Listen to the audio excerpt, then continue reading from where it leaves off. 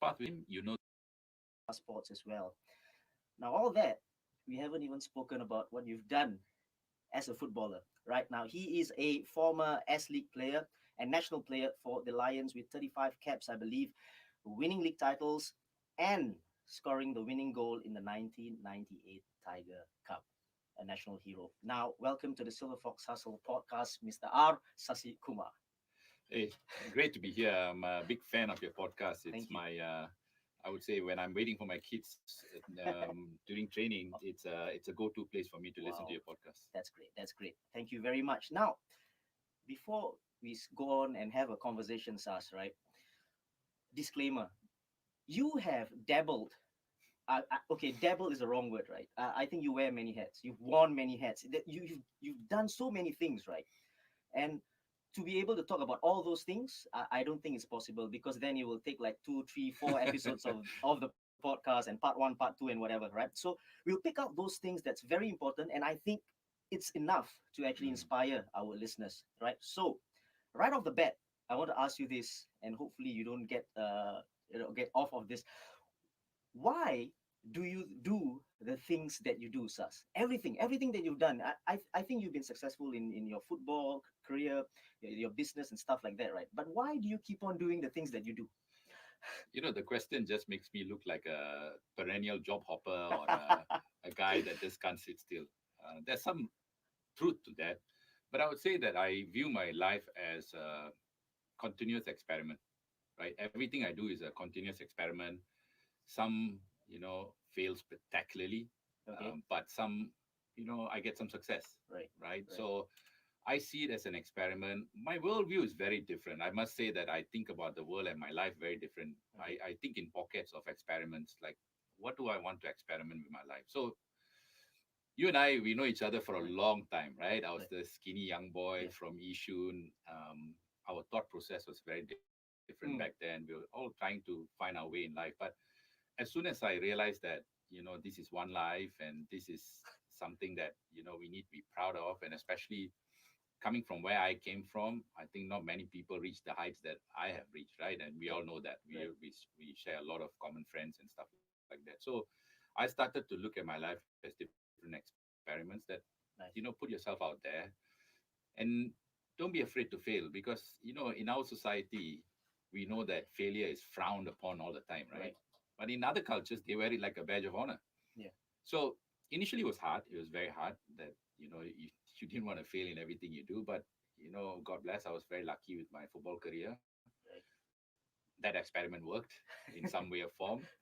And then when that experiment was over, then I jumped into being a businessman and entrepreneur. And, through that, I experimented with quite a lot of things. Yeah. And some, like I said, some failed and Right. some took off. In business, you just have to be right once. Right. This is a great start because you are successful in things you do, and I would love. We talk about the tangibles, the money that you earn, and what have you, the trophies that you got, the medals that you've gotten, you've won. But this podcast is about that and more. Because I would love to get into the head of yours because you spoke about the experiments. Not many people think like that, right? So this is what the podcast is all about. It's about the person, the character, the attitude, the mindset of R. Sasikumar. So let's get there, right? Mm. And I think, to be fair, let's get back to way back, like Okay. when you were a child and you were studying and stuff like that. How was it like growing up? It was an interesting time, I think, because, like I said, I alluded to this earlier. We come from a very humble background. My Yeah, dad was a taxi driver. My mom used to work in a factory. So we didn't live with a lot of luxury. right. Let's put it this way. I'm the middle child. I have elder brother and my younger sister who I think football was a way out for us. I Okay. think, from where we come from, the escape was to play whole day. Mm. Couple of weeks ago, they did a profile on me, taking me back to Yishun Yeah, I Ring saw Road. that. Yeah, Yeah, I saw that. so very nostalgic. I Yeah. think, even put a tear in my eye because I haven't been back in years. Like in years, I haven't Okay. been back. My mom just lives around the corner. I go there every week, but I didn't go to Ah, the field right. where a lot of things happen for me. So I would say that sports was an escape in school. I wasn't the brightest child, but neither was I stupid. I was in between, Okay. because nothing interests me, to be honest. I was Okay. really good at geography because I love, Geography. yeah, because I enjoyed traveling. I Okay. want to see different places. I understood that from that perspective, and I enjoyed it. I like history because I love reading, and one of the things that why I'm wearing glasses is that very early started wearing glasses because I read a lot. That's my escape. So childhood was, with my brother playing football, and you couldn't find two different characters in life. Mm. My brother and I, Mm. he took a different route, I took a different route. But I would say it was a happy childhood in the sense that we played a lot of football, played a lot of different things. But also when I was young, I was a absolutely useless footballer, right? I was just a tall lump that they would throw me in different parts of the goal. They say you're because you're tall, stay in goal, don't come out anywhere. I couldn't even make my kampung game. This is typical, isn't it? If you're tall, you're a goalkeeper. If you're fat, you're a goalkeeper. Yeah. These two things, right? Yeah. Now, hold that thought, right? Football wise, like you spoke about football, right? When did it actually start? Like just kicking around. When did it start, in primary or secondary school? No, we always play football, Yeah. in primary school. I look at my primary school, try and break into the school Yeah. team, maybe not good enough, Okay. play bits and pieces. And then, then you progress to secondary school. Field hockey was my first love. Oh, okay. Right, when I went to Whitley Secondary School, I played field Mm. hockey, and I was kind of good at it. I was a good striker. I enjoyed it. I played for a club called Ceylon Sports Club, Okay. played in the league and stuff like that, and then got drafted into the under 15 team. Okay. But that was the turning point, right? Because I didn't make the team. I was dropped on the Oh, for the final team. team that was Okay. traveling to KL, Okay. which also included our MP, um, Robert Alberts. I didn't get along with him as a person. Okay. I didn't rate him as a person, Mm. and I still don't rate him as a person, Okay. um, because of the things he did. But Right. again, like I said, it's so long ago. I've almost forgotten and forgiven. But as a trainer, Yeah. as a coach, one of the best I've come across. Okay. So meticulous in Okay. preparation, so meticulous the way that he prepares the team, Mm. that I always felt that if I ever became a coach, that's the style I would use, Okay. Coaching wise. coaching Yeah. wise. And you would also see some of the coaches, like for example, like Ideal Sharin now, who's doing really Yeah. well at Kedah. He will tell you that he took a lot from Robert Alberts, Right. right? His Right. coaching style, because he was really good at it. Okay. Like the way he was meticulously Mm. training from Monday to Saturday, he had a system and he worked for us. Right. Right. Let's not forget as well, we had great players. Like I'm talking about the best in the It was country. a project, by the way, right? Yes. It's yeah. Yeah. And we went that season 21 games unbeaten. Mm. In fact, we won the game in the last game, one with one more game. Yeah. When something that I learned along the way. So I incubated. I had a meeting with the general secretary then, asked him a few questions, blah blah blah, and then structured a deal that they said, okay, we'll take over the tournament for $1, whatever nominal fee. We'll pay for everything. We'll run everything, and this is what we're gonna do. The moment we signed the MOU, by the time obviously my staff knew, I was already having chats with the sponsors, Yeah. Canon, Yeah. and then they came in for $1 million, Wow. right? Right. So from an idea, it became a reality. Yeah. So I'm a big believer that anything starts with a thought, Mm. then becomes a reality, Right. right? And especially when you start writing things down, it becomes even more real. Mm. So that was the breakthrough. And again, eternally grateful for the clients, Canon, to see the vision of the tournament, like Right. how we sold it, and Right. and they got great ROI on their investment as well. And in the process, like we really put ourselves on the map. The games were broadcasted globally. Right. Like in Brazil, they were watching our boys playing live in Mm. Eurosport. So that grew my business. Yeah. And then that was the first breakthrough. The second one was I was in the toilet sitting on the throne, and I had this idea like, how can we own a media asset? Mm. So I said, well, the first fundamental idea was, let's own a radio station. Okay. That was the start. Then again, I incubated the idea, took it to a level where I said, okay, where are the opportunities? Until today, and that one project I'm really really proud of, because it was a seven-figure deal Yeah. that we did with the Starhub Mm. without owning a piece of mic or a headphone. I sold a radio station on PowerPoint. Wow. Yeah. Absolutely brilliant. Now, I love what you said just now, right? Everything starts in the head. Listen, loads of people have things in their head. In terms of ideas, I'm talking about ideas, right? And I've got ideas. Anyone out of this door, they have ideas. But to do it then after that, right? From the idea and then to do it, because lots of people have ideas but they don't do it. Mm. Why do you think so? Because it's about the doing, isn't it? I can have an idea right now. I want to sell this, but I don't do it because why? You can ask yourself that, right? So I read somewhere they say that the cemetery is the richest place because that's where great ideas actually died with people. Okay. It never came to life, Right. right? Every man in the cemetery might have a great dream, the next $1 billion idea. I think what stops people from doing is ultimately is the fear. Okay. Fear of what? Fear of failure, Mm. fear of being laughed at, Mm. fear of Losing money. losing money, Yeah. various fears. Yeah. See, I came from a premise where I came into the sports marketing management game where it was reserved for the Europeans, the Americans, the Japanese game, all the big Yeah. agencies. There is a from my own perspective, Yeah. right? My own perspective, we know we all can be much better than where we are. Mm. And a lot of people have asked me, hey, I heard you're running, you're putting a team together. The reality is no. Which is related to my next point here, right? You know, you play the game at the highest level, right? Southeast Asia, and you're also a businessman in terms of the administration stuff and stuff like that. Now, what is lacking here in Singapore football wise and admin wise, and the business side of Do you things? have another 3 days? Oh, that's tough, man. Yeah, yeah, I know. In a way, it's kind of like a silly question. No, no, seriously, right? But it's what do you think?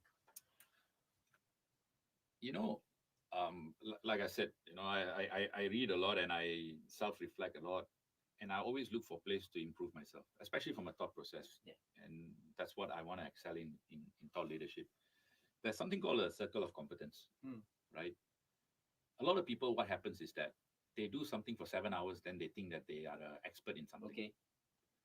That's not the reality. Then there are other guys that do 20 years in it, right?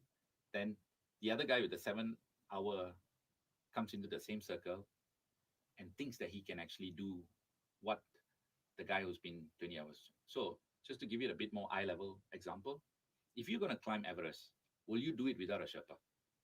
Even though you have trained for it, talked about it, read everything there is, saw every video there is, and climb every other mountain than climbing Everest, would you take the risk? Nope. Okay. So today in football, what's happening is that you've got people trying to climb Mount Everest without a Sherpa. Mm. That means it's not horses for courses. Mm. It's someone who has an idea of football, treating it the way that they envision their reality, like this is what football should be and nothing else. Mhm. And this is where we're going to run it. So for, I would say, the last 15, 20 years, that's what we've done. And while everybody else has realized that this is a business, this is the game has changed and we have to do different things, we got to approach differently. Not talking about world football, let's look at Southeast Asia, let's do left and right. We look at, okay, maybe Indonesia is not the best example. Look at Malaysia, they've advanced, they got the right people in the right place. You're talking about both ways, business as well as football wise. Yeah.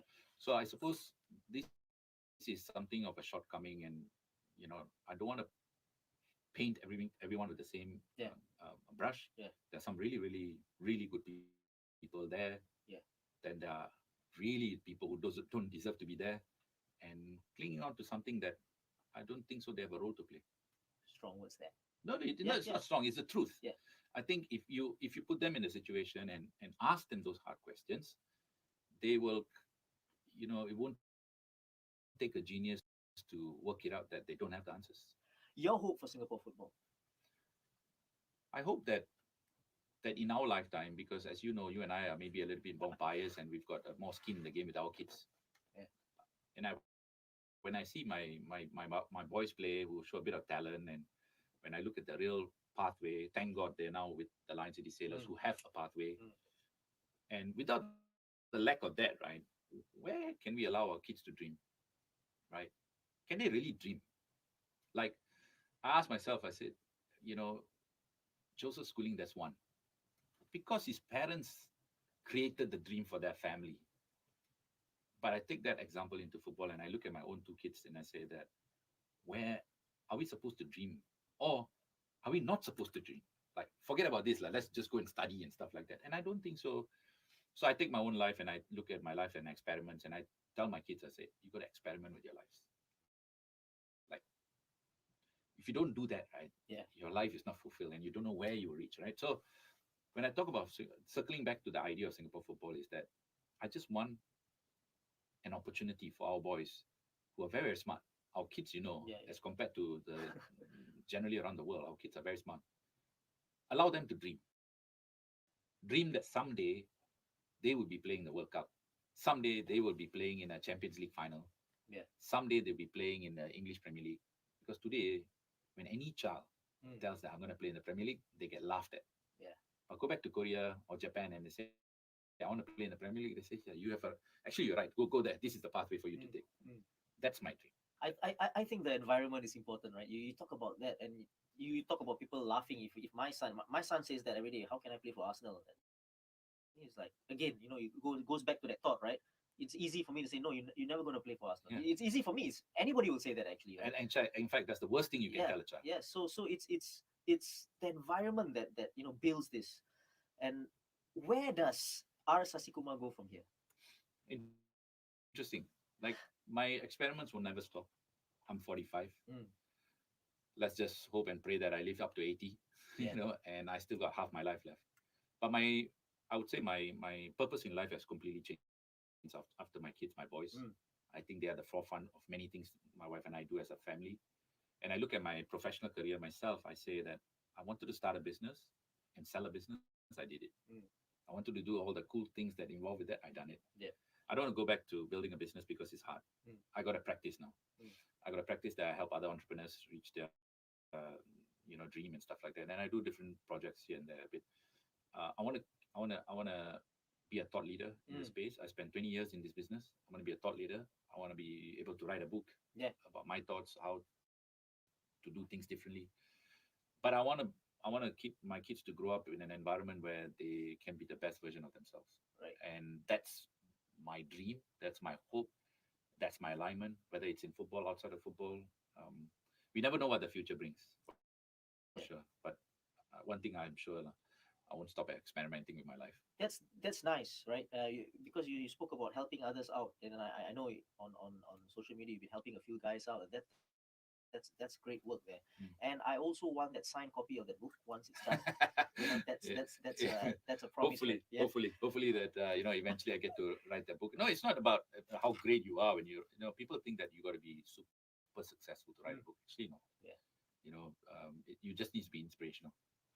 Any advice? Lastly, any advice for footballers? Because you've done it in terms of league football, national team football, uh, you know, business wise as well, right? But let's talk about the football part. Any advice for young players coming up?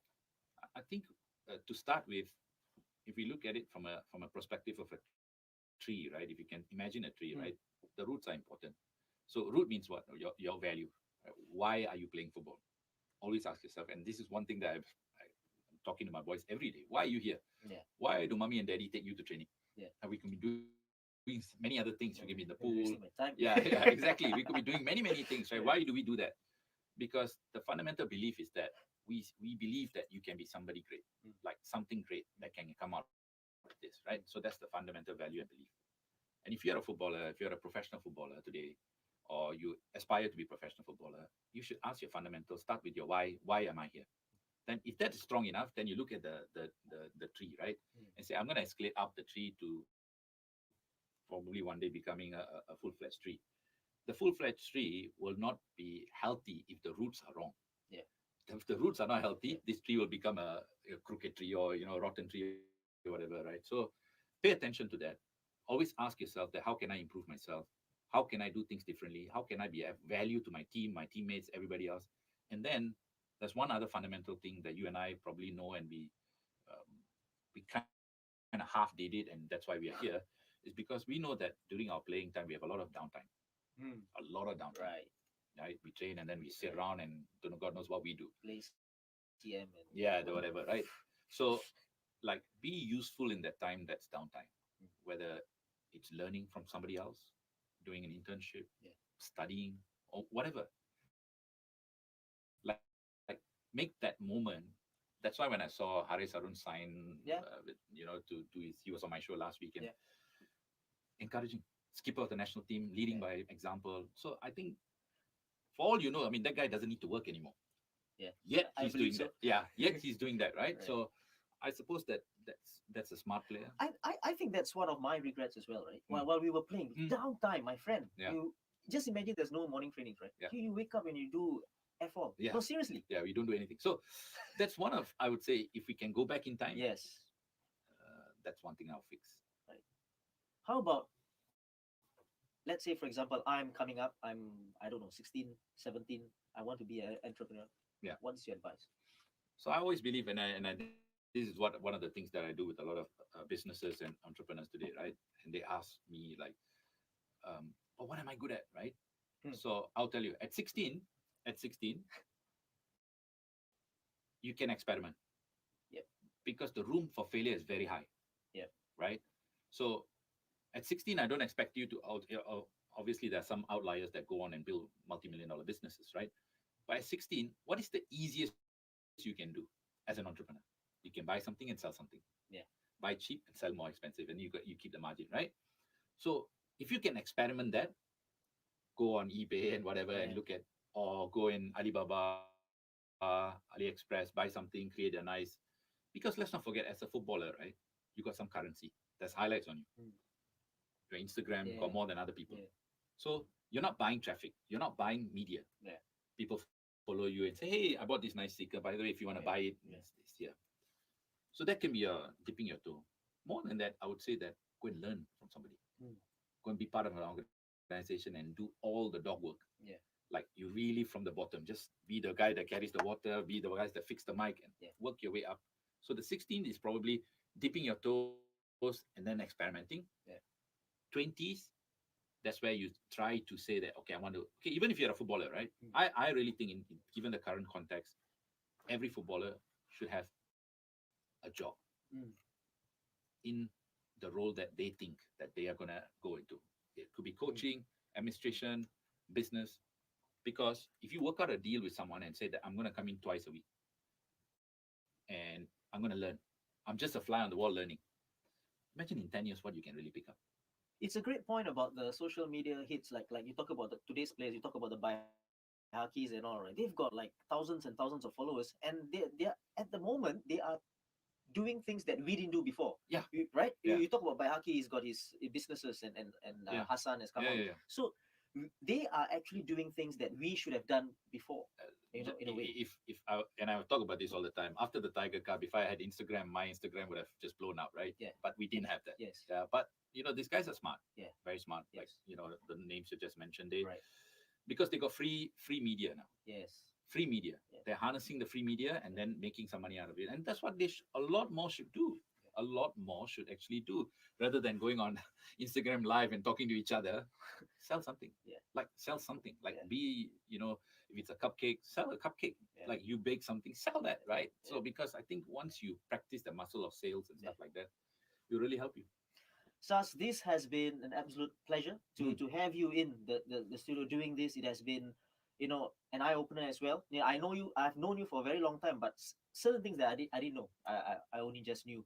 And thank you for coming in. It's been, like I said, pretty inspiring. It's going to be inspiring to anyone who's going to listen to this as well. Players coming up, entrepreneurs coming up as well, youngsters and what have you. So again, good luck for the present as well as the future. Good luck to your sons as well. Mm. I've seen them play.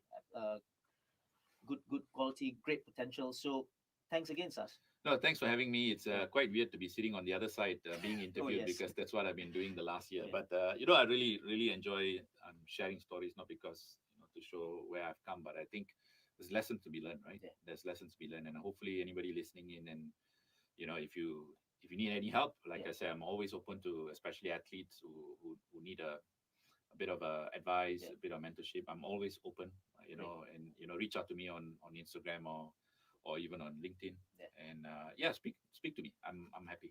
Cheers, man. Thanks. Thank Thank you.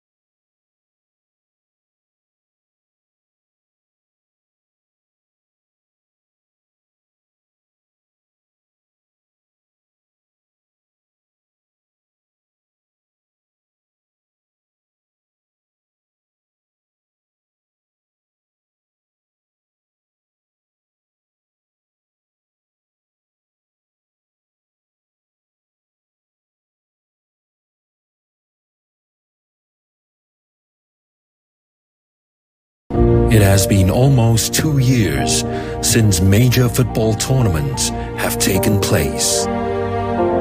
The COVID-19 pandemic has affected everyone around the world. Our lives have been put on hold as the challenges we faced were unprecedented. Countless lives have been lost. Many loved ones separated across the globe. The time has come for us to rise again. Through it all, we will emerge stronger together. This year's Suzuki Cup goes beyond the football world. All captains and players of the national teams will play their hearts out for all families, friends, and loved ones lost. For the frontline workers who've held the fort and allowed us to be here today, we play for you.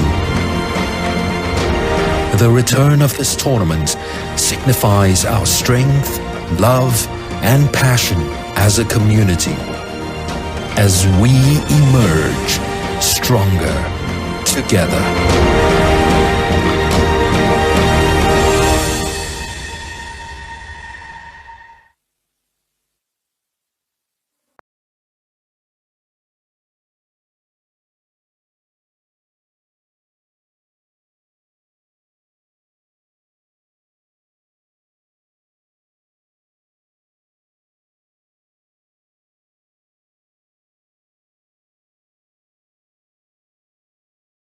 Zulfami Arifin. The other one was Noor Adam, and I think it actually might be Zulfami coming on just for that experience. I think in a match like this, but we'll see if I'm right.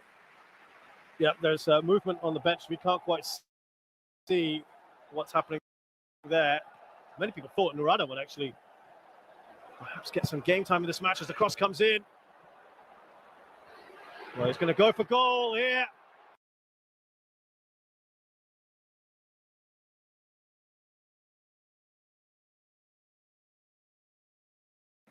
Cleared away by Pawi initially. Came out to Haris Harun from range there. He did well to keep it down.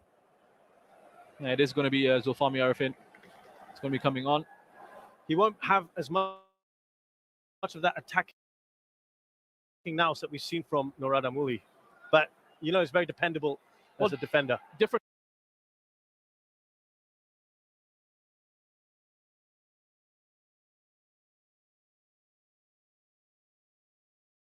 From Singapore, and Iksan was that man there at the near post. Another corner for Singapore. Well, this is where Singapore have shown that they're a threat in the competition from these set-piece situations. Safwan just peeling off towards the back post there, unmarked. He's able to head it back into the danger zone. So you see the marking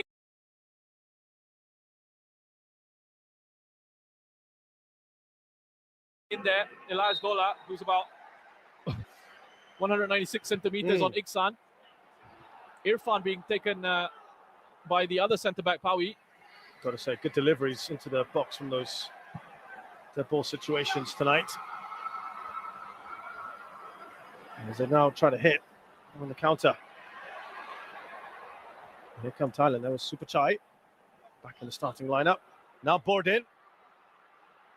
They can be a real threat, can't they? Tristan Doe. Cross shots. I'm not sure what that was.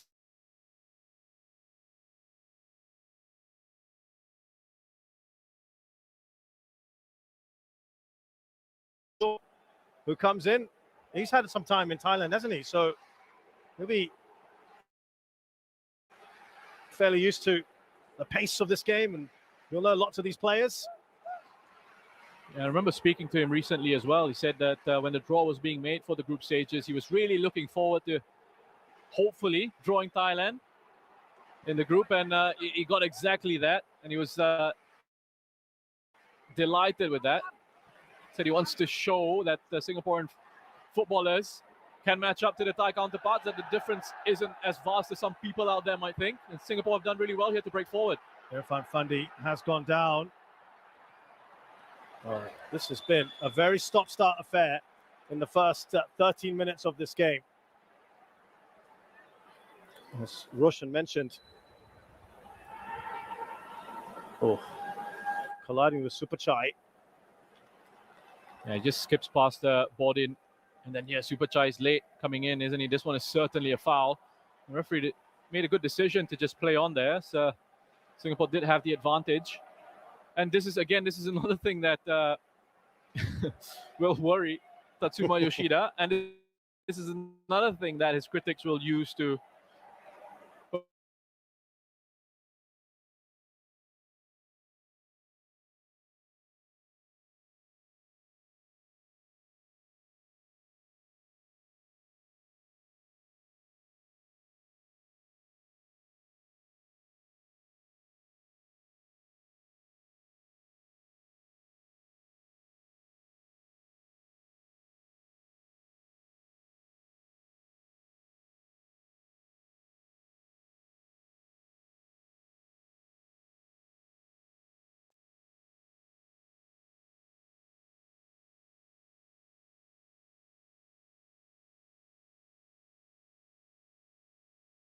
£30 million is the fee.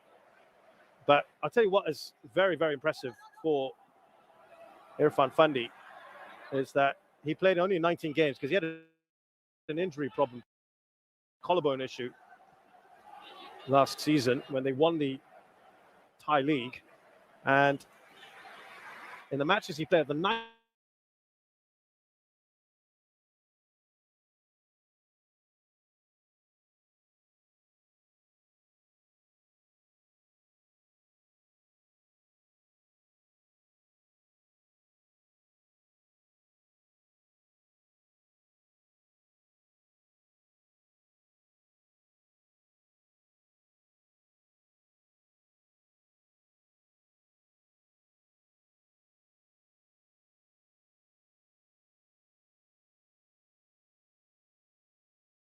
That's right. The interesting thing on that one, by the way, is they had a perfect season until the last game. They hadn't lost, and then lost in Guangdong in that last game. But Irfan was not playing in that one. Here, Singapore, who have been fairly assertive in these opening exchanges.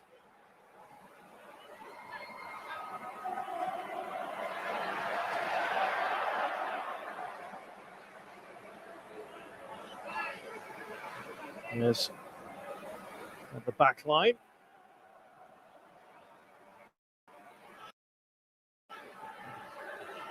Also, just want to touch on the role that Zulfami is going to be playing here, replacing Shake Hamza. Obviously, very different profile of player that they've brought on. And with Shake, you would have expected to see him getting forward, providing that width down the left-hand side, bombing forward in those positions. You're not really going to see that from Zulfami, but what you see is he's going to play almost that Tirathon role coming in. Shot is coming in there. Hamish Shahin. Pretty straightforward for Siwarak. It caught me by surprise with that shot. Apologies, Shez. Normally leave those moments to the lead commentator. Sami, I was expecting him to play a pass out to this right-hand side. Instead, he decided that he was going to have a shot at goal. Good on him. Caught me off guard. Thankfully for Thailand, Siwarak was paying attention. Nice give and go there. There's a bit of space. Defenders were unsure of whether to go and close him down because he had an option on his right-hand side with Shawal. Good, confident young player. Hamish Shahin. I can just update you that in the other match, Philippines playing Myanmar has no bearing on this one. But just to let you know that Bienvenido Marañón has opened the scoring for the Philippines. It's 1-0 against Myanmar. That's first goal for his new country. Recently became Philippines international. And here is how things stand at the moment. Thailand would go through top of the table because of a superior goal difference.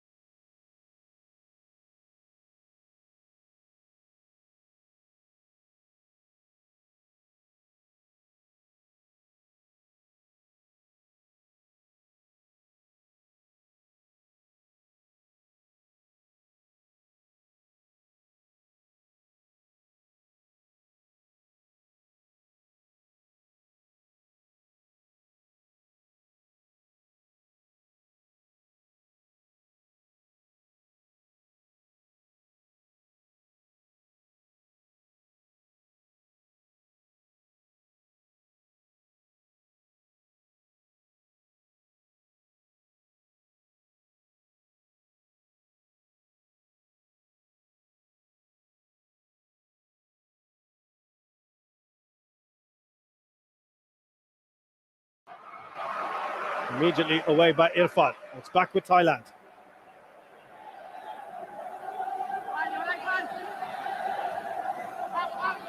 Titipan. There's another one who started this tournament in the first 11. Just the line getting crossed again. You just see with Tristan Doe wanted to make a run on the inside. Elias Dola thought he was going to be hugging a touchline. Marignon, by the way, got that second goal for the Philippines. So that's 2 now for him in 4 matches.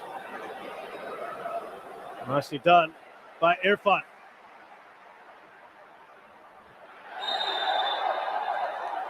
Superchai just leaning there into Zulkarnain.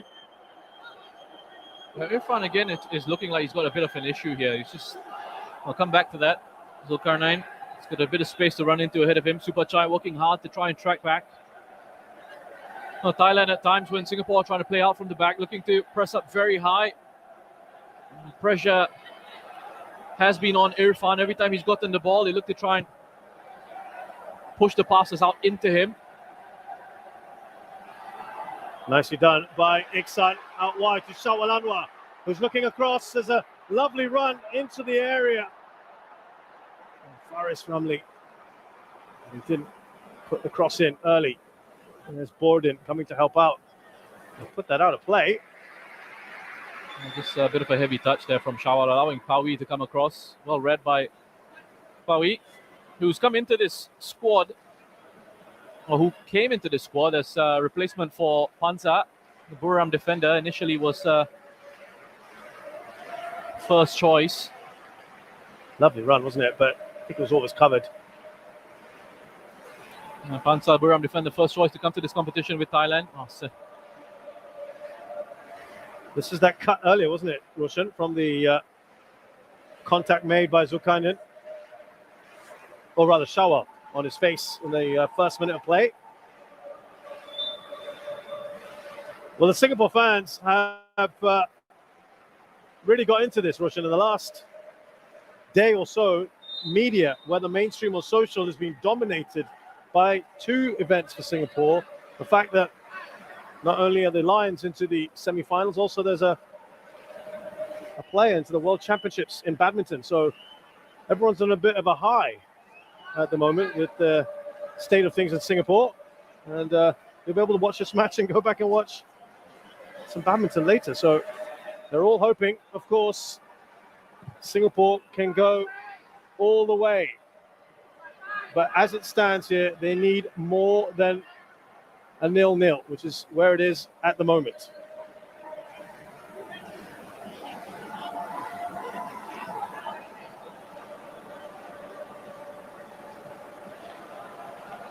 Here's Haris Harun. Now Zulkarnain.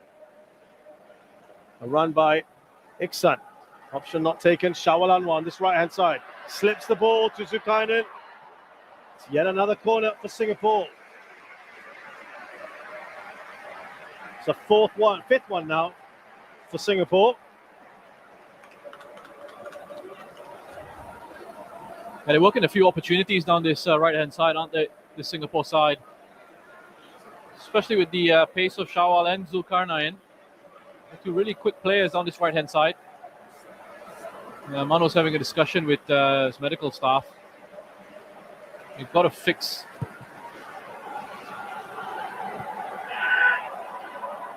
We've got to fix Surya up before they can have him back on the pitch. And guess who they could bring on if he's not good enough, not in good shape. Oh.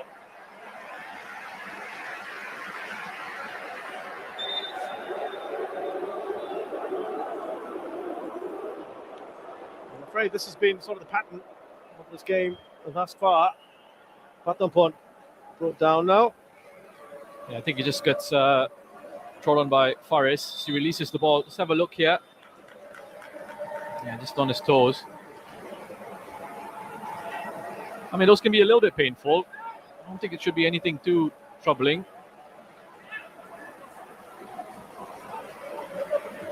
I feel sorry for Surya. Have you ever though. had that done to you? That looks particularly unpleasant, I must say. Whenever I see No. players have that strapping, just doesn't look comfortable at all. I don't think it is. Batampon is going to hopefully get up in a bit. He's getting some treatment.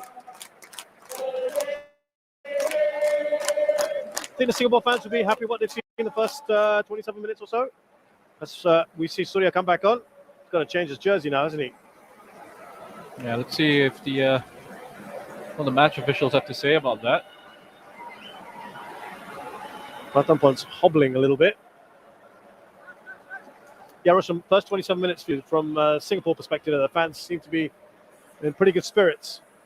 Well, they look good early on. I mean, they are dominating the ball. They are creating opportunities. Got a few corners already.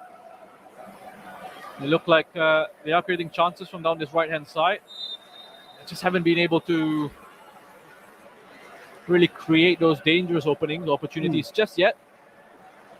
But still a long way to go. And they've got Thailand under control pretty much at the moment anyway. And Thailand looking like a side that haven't really played much together. Yes, it's looking a little bit disjointed. But you understand that. You expect that. That flow, that rhythm isn't quite there. So one player is back on. That is Surya. Patampon is still on the sidelines. He's not looking very comfortable at the moment. Here's Zulkainen.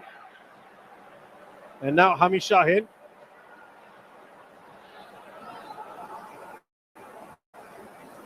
Irfan goes to Shadan Sulaiman.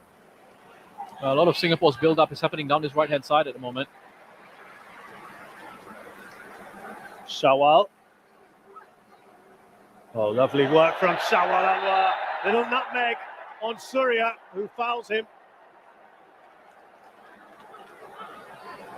Yeah, that was wonderful work from Shawal.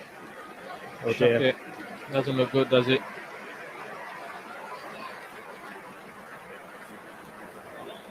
Big splint there on him. It's not promising, I'm afraid, for Shakir Hamza. Now, Singapore, they've been a little bit dangerous, haven't they, on these set pieces? Here's Shadan Sulaiman.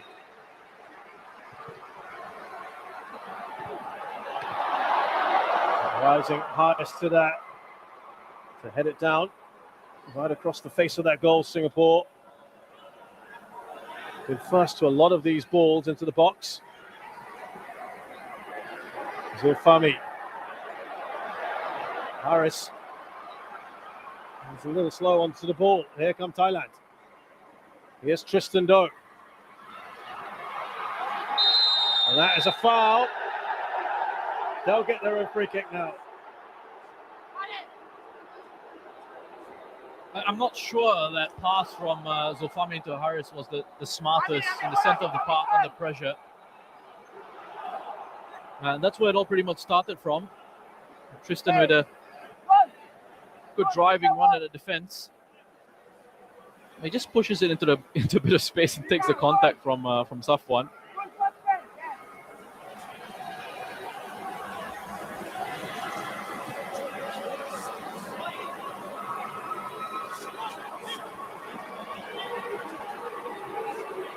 Right, first time they really could pose a threat here, Thailand. Oh, that's a decent save by Hassan, but it goes in on the rebound. And incredibly, their first opportunity from Thailand. And they open the score through Elias Dola. Well, there you go. Thai fans absolutely delighted. Wonderful quality on the free kick initially from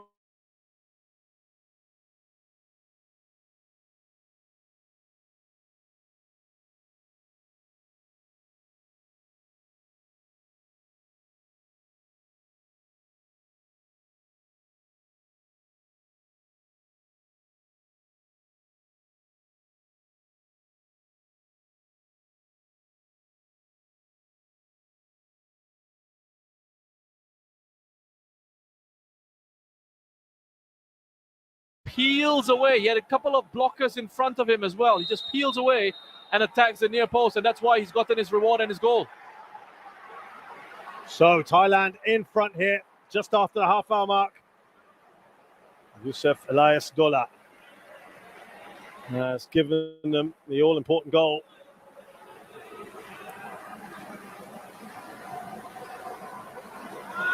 And they hadn't threatened at all until then.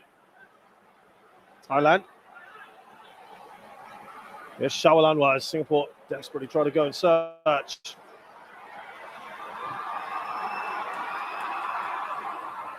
Tristan Doe. Patampon is okay, by the way, back on the pitch.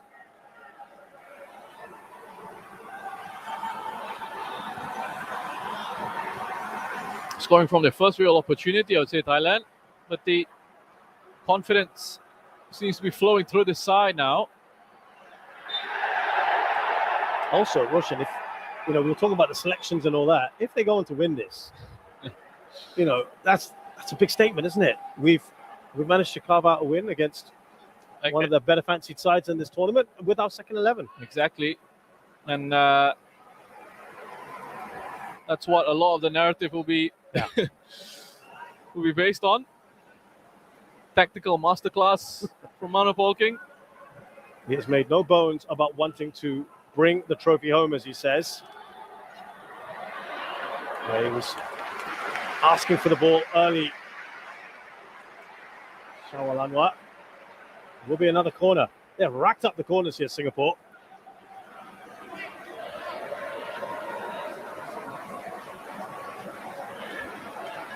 Yep, that is the sixth one.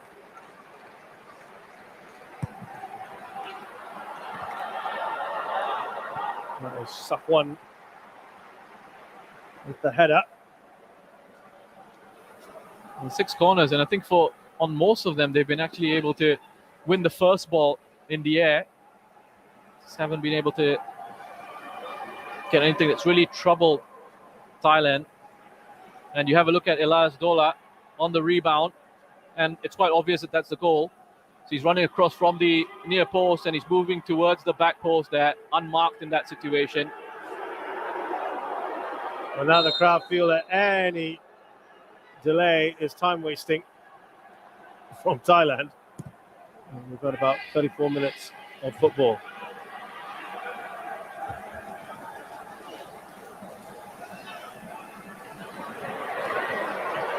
Patampon back to Doe. Referee says no foul, get up.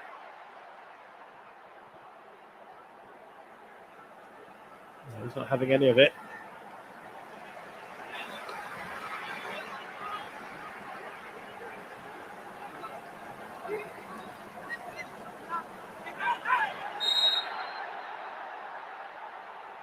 Exxon goes down.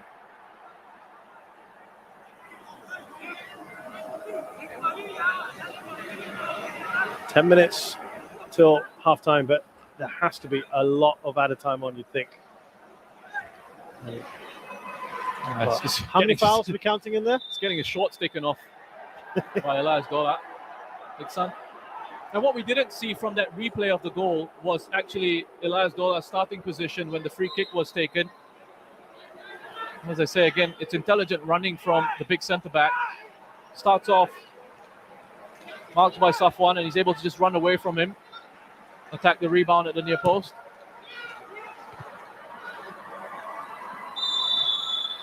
Zaya gone up for offside.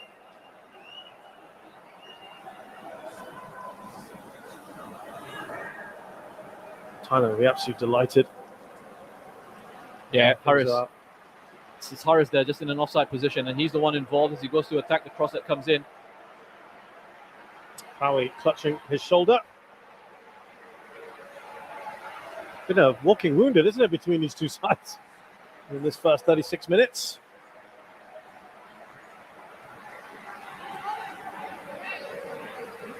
Singapore have failed to beat Thailand in their last 5 appearances, 5 meetings.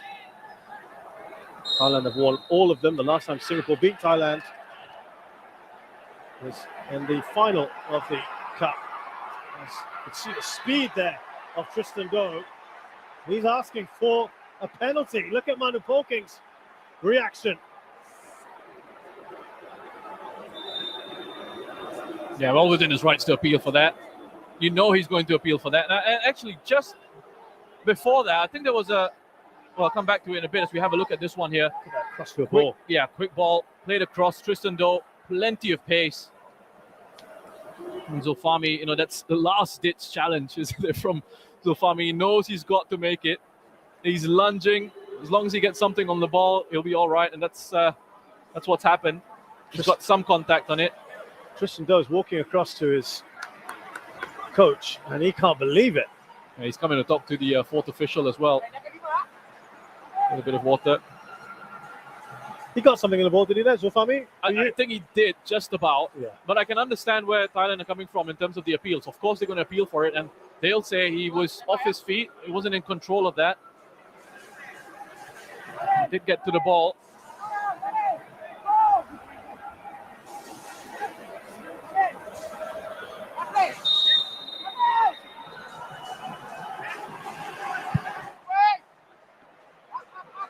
Singapore have got that away. Again. Thailand have started just to look a little bit more threatening, haven't they?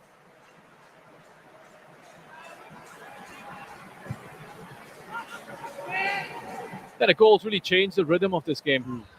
Thailand looking confident on the ball now, being pegged back by Singapore before that. And for all of the talk of Singapore's strengths at set pieces, Thailand who've opened the scoring here for set piece. Singapore's 2 goals conceded so far have been from set pieces. One was the corner at the near post, scored by Patrick Reichelt, Philippines. Here is Titipan. It was just a rebound off him, wasn't it? In the end. Good clever play there by Patampon just to release Titipan into a bit of space. Now he's got that engine Titipan from midfield to make those runs into the box and show an example of that. It was good covering by Zulkarnain, Singapore's right back. Here's Wiratep. Now Supachai. Yeah, looking far more comfortable now. That goal is amazing how it just changes things up.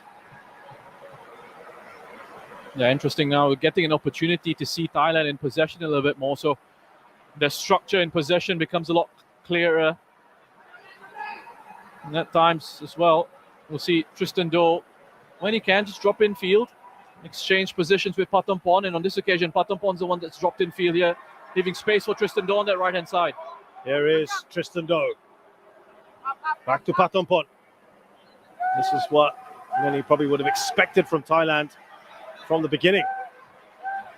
They've grown into this match, haven't they? Here's Surya. And now Paui.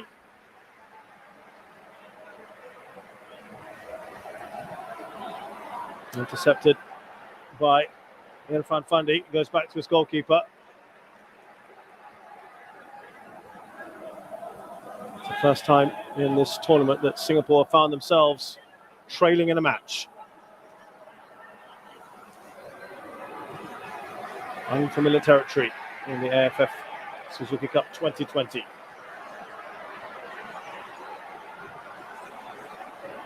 There's a bit of restlessness in the crowd, isn't there?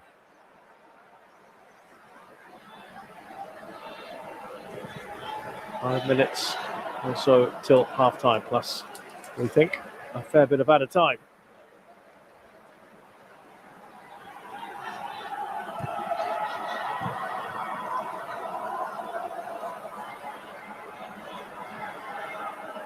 The goal scorer, Elias Gola. Touch on from Patampon. What a chip. Doesn't thread that through. Supachai, but look at that. Combative Titipan.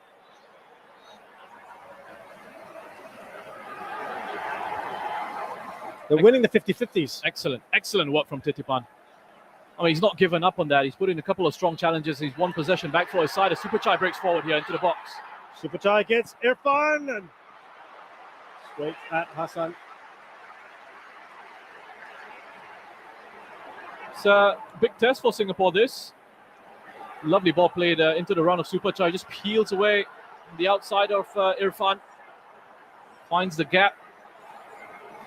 Big test for Singapore because I think this is the first time in the group stages in this competition that they've actually conceded first. They're going to have to find a way of getting themselves back into this game now. So far, they've been flat ever since they've conceded that goal. It's Thailand who've looked a much better side.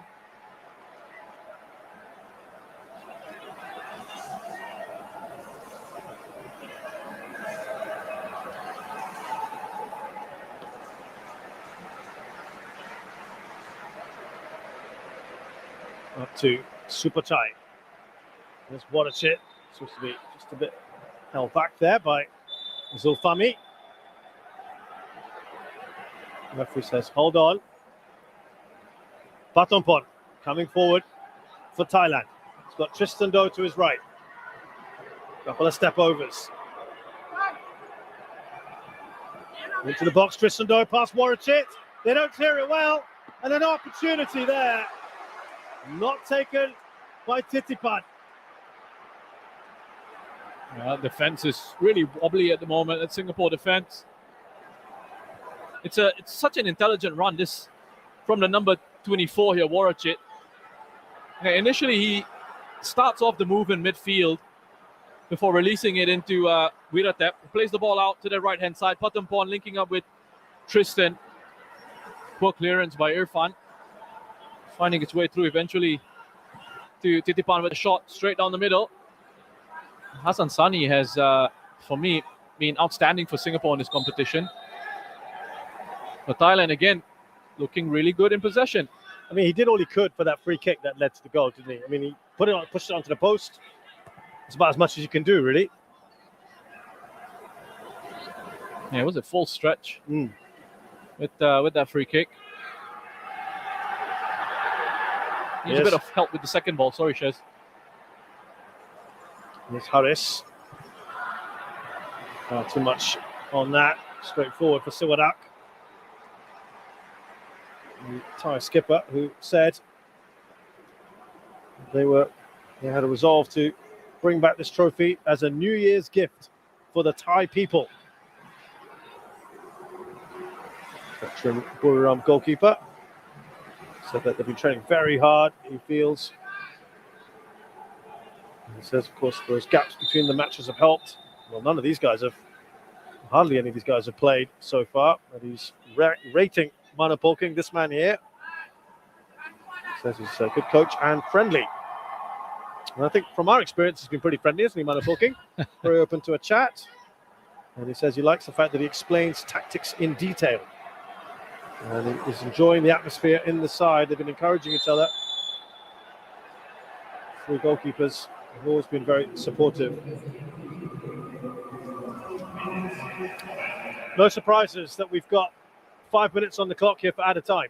Yeah, Superchai is again picking up in that pocket of space in behind Singapore's midfield.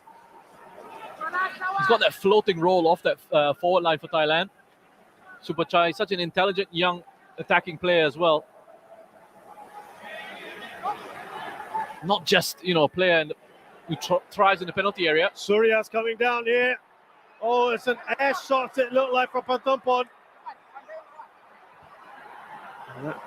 Here's another one that goes begging for Thailand, perhaps. 2 chances. Look at him. He's not happy.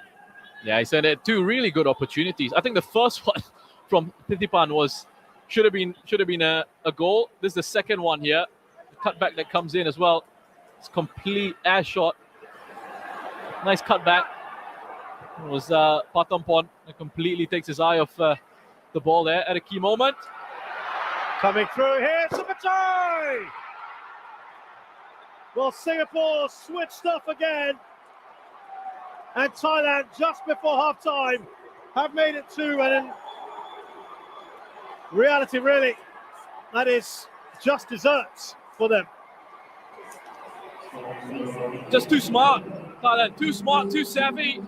You have a look at how quick they move this on as well. Superchai in acres of space. You have a look at the gaps in that Singapore defense.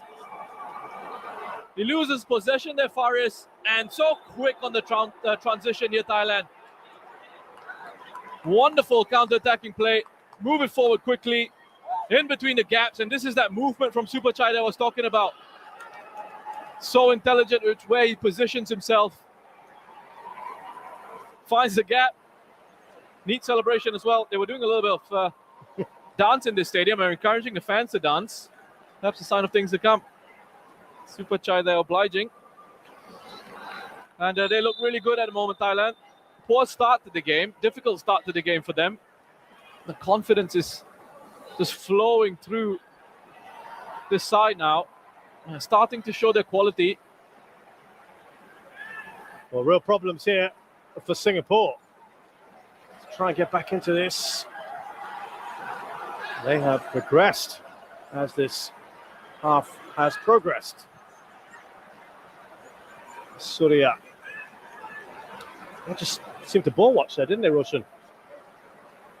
Yeah. That defense.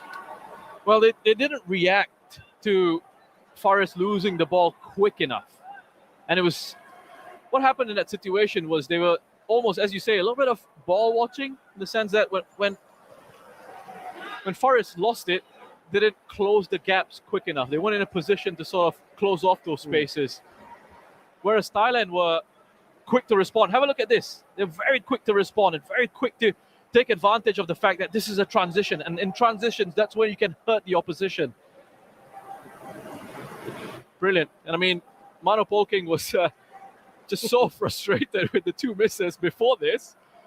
The moment Superchai put that one away, he was jumping around in the technical area. Here's Zulkarnain. About a minute and a half or so left in this game. In this half, I should say. And that flies over Faris Ramli.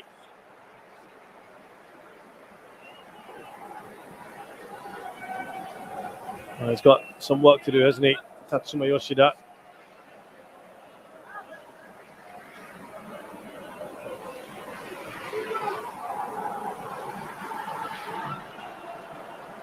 Will he bring some changes at half-time? He did it in the game against Timor-Leste. He's got the personnel.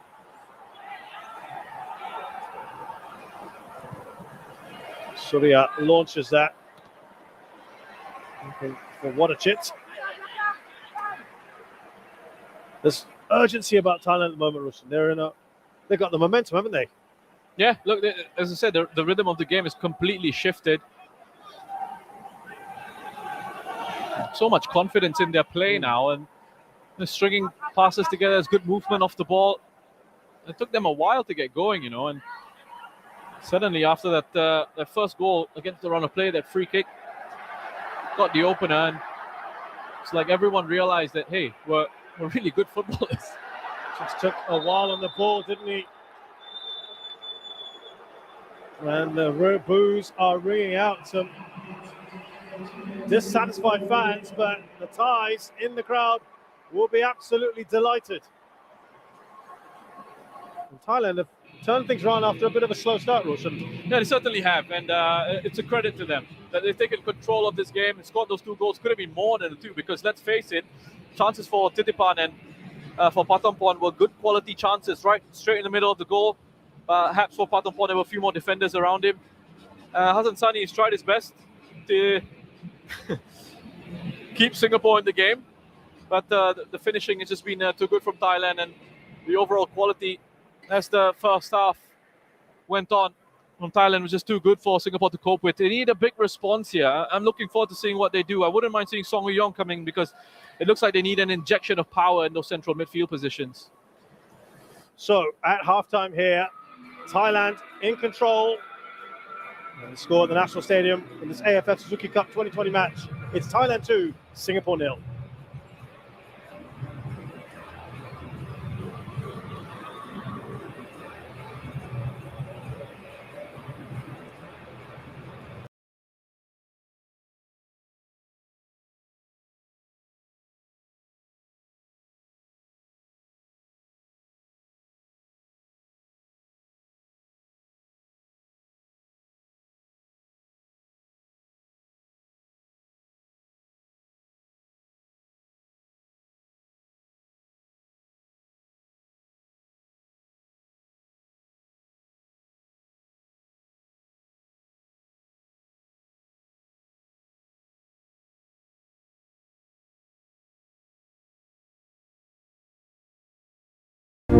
It has been almost 2 years since major football tournaments have taken place. The COVID-19 pandemic has affected everyone around the world. Our lives have been put on hold as the challenges we faced were unprecedented. Countless lives have been lost. Many loved ones separated across the globe. The time has come for us to rise again. Through it all, we will emerge stronger together. This year's Suzuki Cup goes beyond the football world. All captains and players of the national teams will play their hearts out for all families, friends, and loved ones lost. For the frontline workers who've held the fort and allowed us to be here today, we play for you. The return of this tournament signifies our strength, love, and passion as a community, as we emerge stronger together.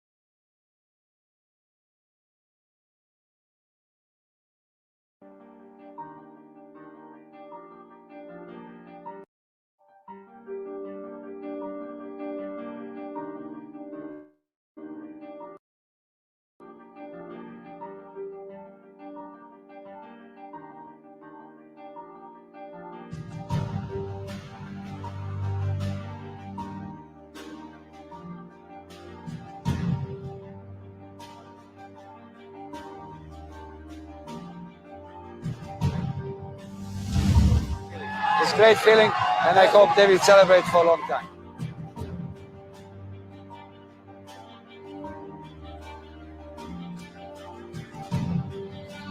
Sending this 55,000 crowd into seventh heaven.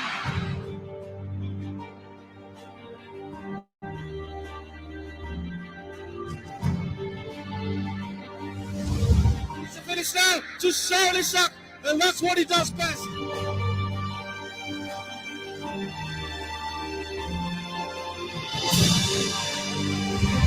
Alexander Durrett, he's only been on the pitch for 2 minutes.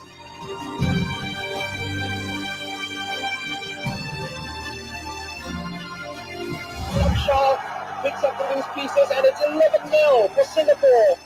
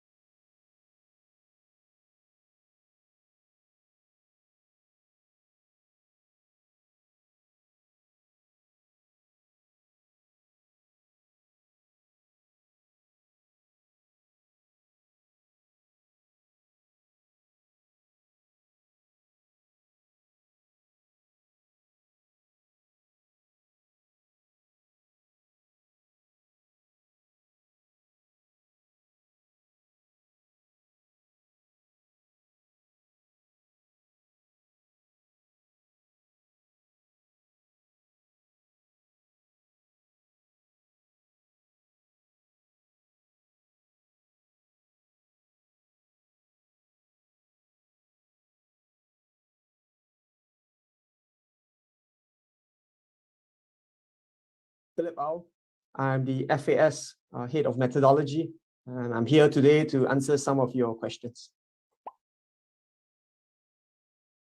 It's a football program that seeks to provide young student footballers with an enhanced training environment to develop their abilities while balancing the rigors of studies.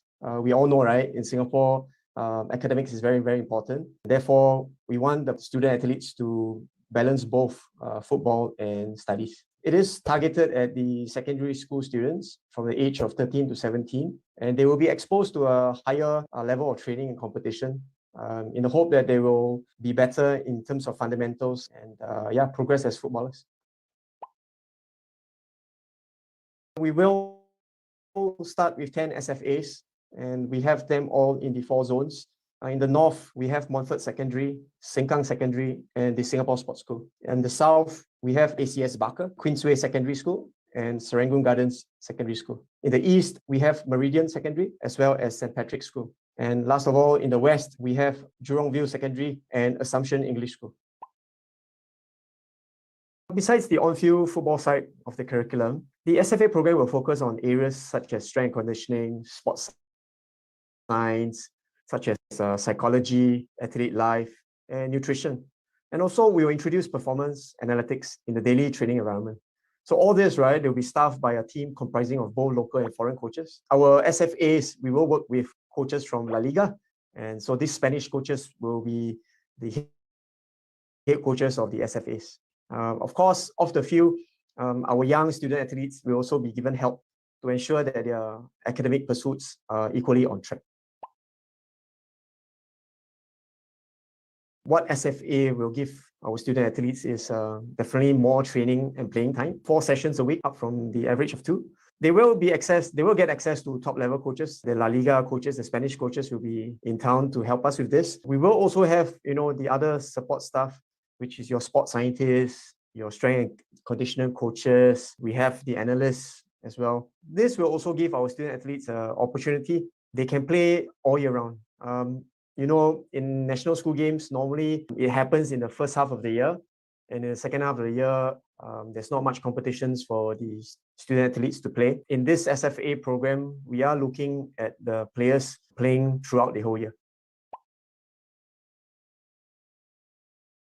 The purpose of SFAs are to complement the youth football ecosystem. It's not meant to replace private academies because they have an important role to play as well. To support the vision of the Unleash the Raw project, the more young children playing football at a higher level at either the SFAs, clubs, or academies, the better. So for SFAs, the unique concept is that the student athletes will stay in school and they will get the football training. They will also be supported in their academics. They can balance both. Very, very often, when I was a youth coach, I saw many student athletes actually struggle to balance both because they are rushing from the school to the club. And sometimes in a week, they train 6 to 7 times. They find it difficult to juggle the both football training and academics. Student athletes' academic and football pursuits are equally important under the SFA program.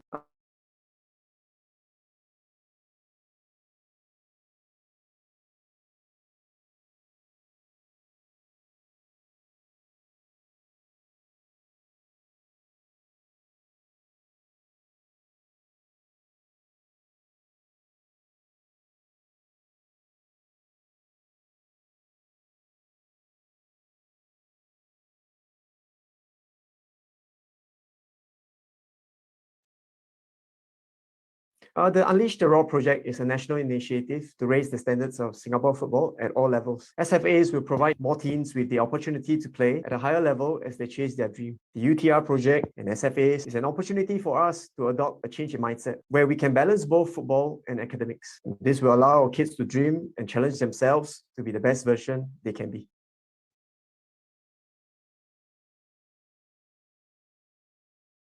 Hi, I'm Philip Au. I'm the FAS Head of Methodology.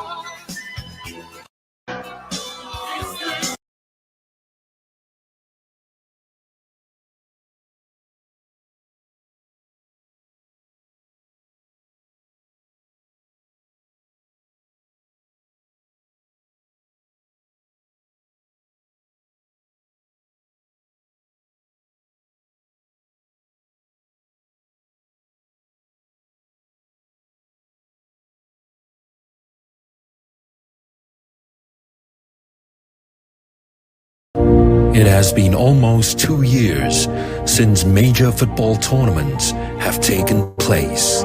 The COVID-19 pandemic has affected everyone around the world. Our lives have been put on hold as the challenges we faced were unprecedented. Countless lives have been lost. Many loved ones separated across the globe. The time has come for us to rise again. Through it all, we will emerge stronger together. This year's Suzuki Cup goes beyond the football world. All captains and players of the national teams will play their hearts out for all families, friends, and loved ones lost. For the frontline workers who've held the fort and allowed us to be here today, we play for you. The return of this tournament signifies our strength, love, and passion as a community, as we emerge stronger together.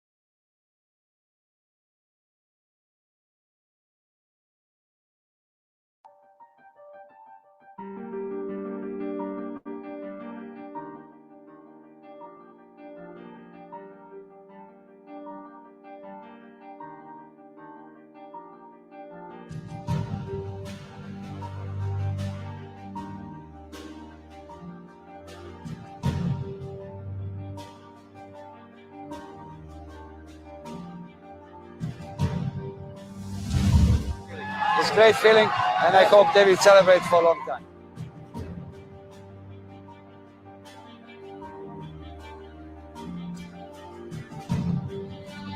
Sending this 55,000 crowd into seventh heaven.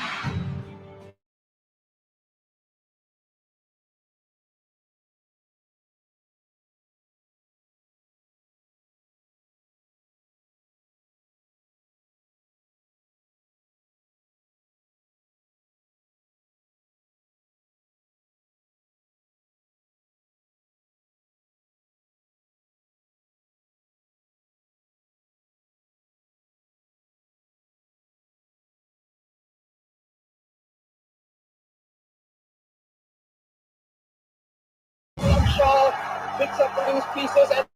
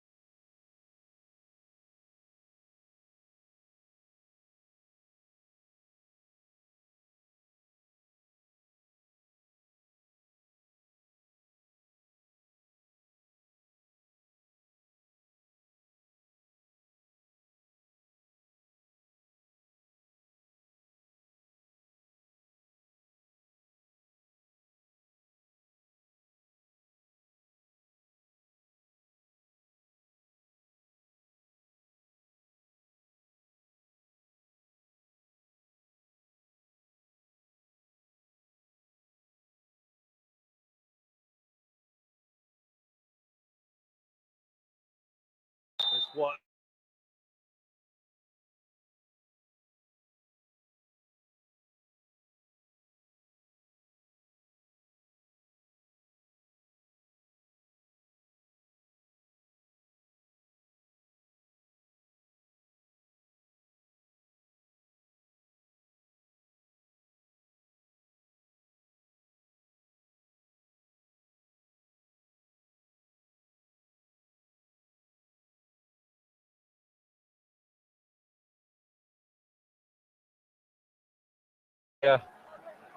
underside of the ball. has a tremendous scoring record. Safwan of scoring every round since 2012. Here's Roller, just lost his footing there. And that's carelessly given away by Zulfami, who's come in, of course, for Shakir Hamza, who had to go off injured pretty early on.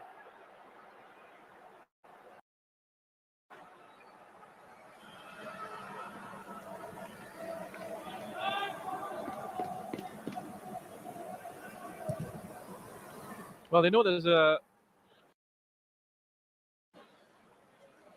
opportunity to exploit a weakness on Singapore's left-hand side of that defense, Thailand, with pace.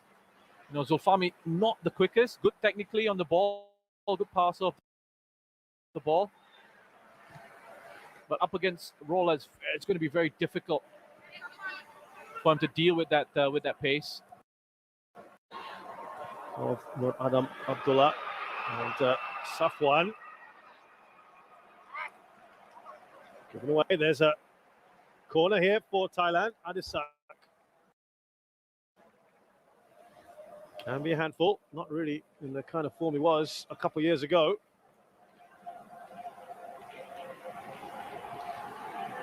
He'll still be a threat.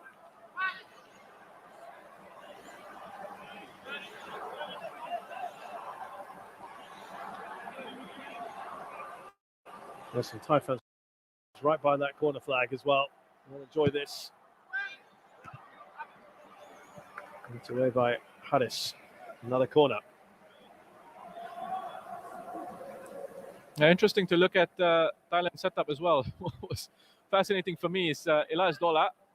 Initially, that first corner that was delivered in was unmarked. Faris Ramli ran all the way back into the box, and there's quite a bit of a height difference between Elias Dola and Faris Ramli. Now Irfan has picked up Elias Dola. That's a bit more of a proper matchup, but he's been able to just peel away. Yeah, it's arguably the tallest versus shortest on the pitch. Almost that one. That's Irfan who puts it out of play. It's another corner. It's Thailand's turn now to rack up the corners. Singapore dominating those stats in the first half. At one point, it was 6-0. They've caught up almost, haven't they? Well, we need to catch up where it matters most.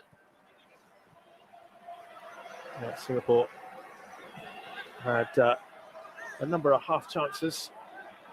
They create enough. Ball over the top from Harris. Bit of work to do here for Iksan. He's got the pace. He's got the power. Iksan. Well, we've seen Singapore at their best in set piece. Set piece situations, yes, but also in these counter-attacking situations as well. And that's incredible pace and power from Iksan, and he has that in his locker. You can see what he's trying to do. He's looking to play it across to Faris Ramli. It's unfortunate he couldn't quite wrap his foot around it to get the right sort of connection. Well, that would have made things interesting. So Fahmy, not a good header from him. Shadan tidies up.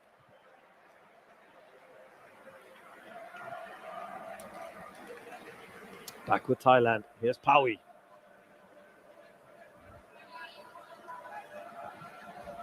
Elias Dola up to Titipan. Skips past the challenge. What a chit. Back to Supachai. Here's Philip Roller. Warachit. Thailand enjoying themselves at the moment. Tristan Doe over the top. Singapore was stretched. They're enjoying themselves on and off the pitch. There they are. I mean, you just look at Mano's reaction with one of his assistants. There, Warachit again pulling the strings for Thailand in midfield. Warachit, a player who's having a wonderful season in Thailand. It's with Chonburi initially. He's just moved to BG Patom, but 8 goals, 4 assists in 14 appearances for Chonburi.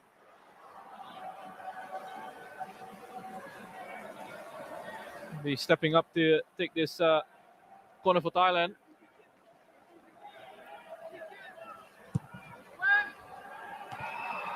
Safwan does enough.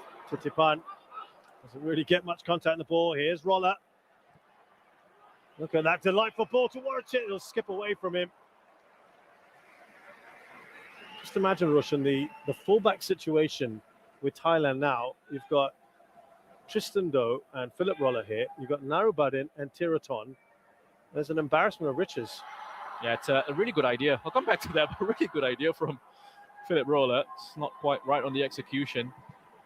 I speak to some coaches who've been lucky enough to coach in Thailand, and they often talk about how it's a dream to coach there because of the resources they have in terms of playing resources, in terms of the quality of players that they have in that country that come through, and you have trials and lots of talented players show up, and there's a hunger to want to try and make it as well, to become a real star, professional footballer.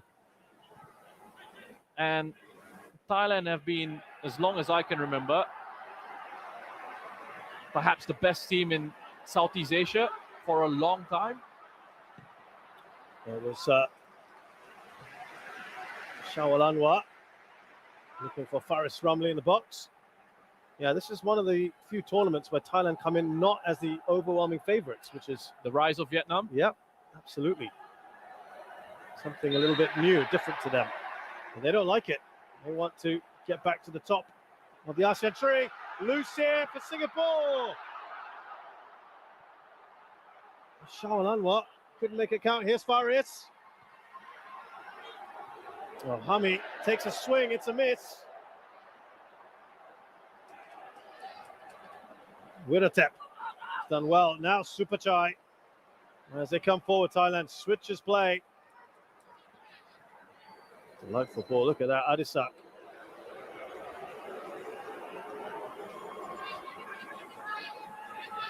Thailand, just for a second there, they themselves switched off, didn't they? Singapore couldn't take advantage. Yeah, well done. Very smart play from Haris Harun. He took that really quickly.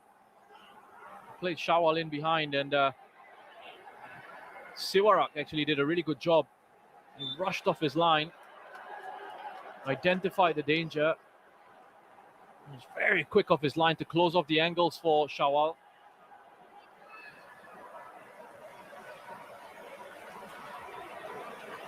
Now, initially, when Shawal received the ball, I thought, this a decent angle for him to actually have a shot at goal. And perhaps with the way Siwarak reacted in that situation, just closed off those angles, and Shawal's view of it had changed. Look at Roller. Took an age, didn't he, to take that shot. Zulfami closed it down in the end.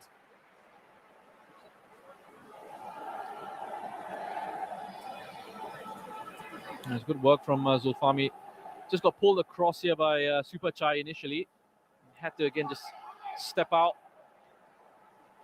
Make sure he closed down that shot from Roller. I think about to see a couple of young players coming on. Saifullah and Nur Adam, perhaps. Yeah, interesting to see now if they're gonna. What happens there?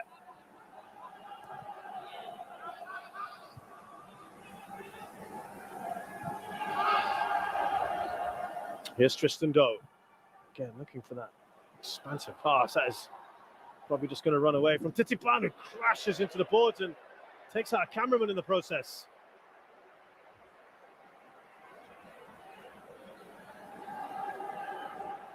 Now, Faris Rumley with that opportunity for Singapore. Well, here's a quick restart play from Haris. And you can just see Siwarak there quickly off his line. Smart play from Haris to take that quick free kick. Couldn't quite capitalize on that.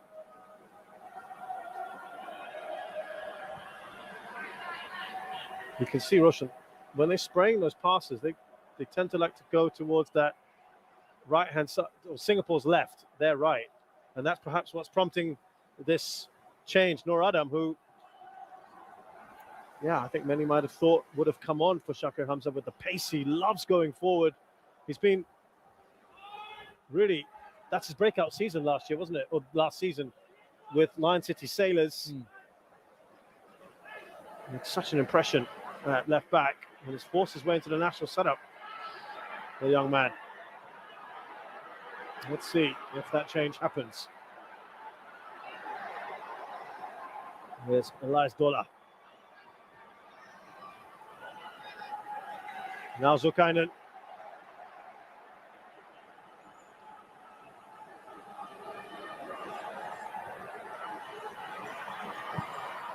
See the idea there to try and play in Shawal Anwar.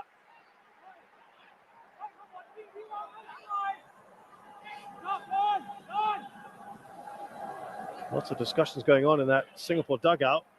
Roshan mentioned the change about 5 minutes ago. It's taking a while to sort all that out. Here's Tristan Doe. Look at that roller. Look where he is. Oh, and he couldn't quite trap the ball.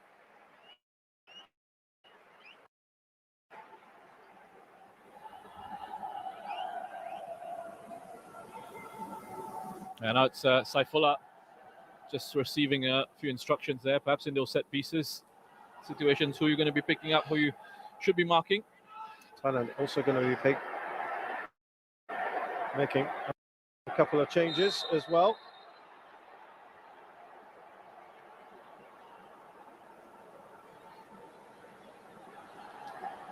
And that will complete their 5. Saifullah, his, and Nur Adam's, both of their AFF debuts.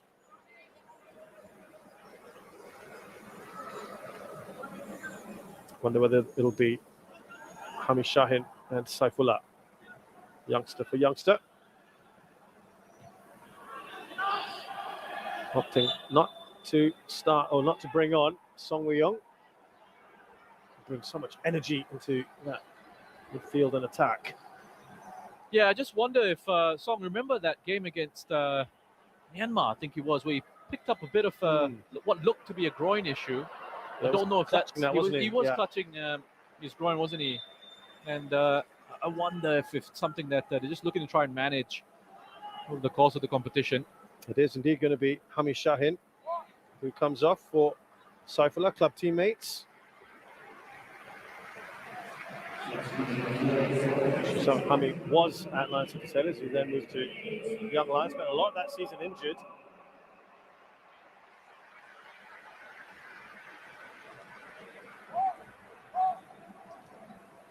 They're good friends as well, Saifullah and Hami,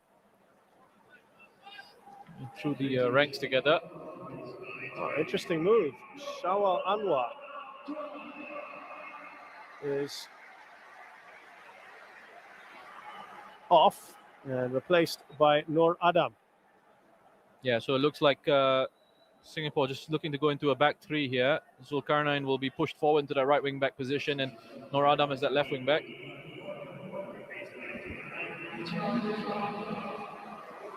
So Titipan replaced by Picha.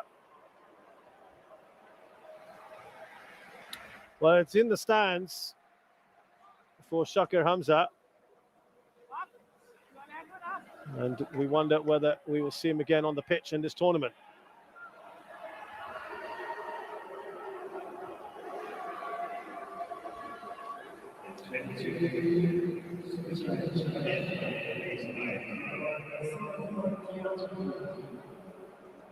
Sivakorn replaces Supachai, who has got that goal, his second goal for Thailand. Sivakorn plays for Chiang Rai, lively player. Sivakorn, 27-year-old. Yeah, good left foot, tidy on the ball, decent set piece delivery. Siwakon. Picha 25. Yeah, very newly getting into the Thai setup, really. Plays for Mongtong United. But they're pretty much giving all of their guys who've barely played or not played at all a go. This is nice for them as well, isn't it? In a tournament scenario. It is. Everyone's making good use of the rotation. Everyone can say they played a part. And also, it is a little message being put out, isn't there? Yeah. We are doing this without any of our regulars.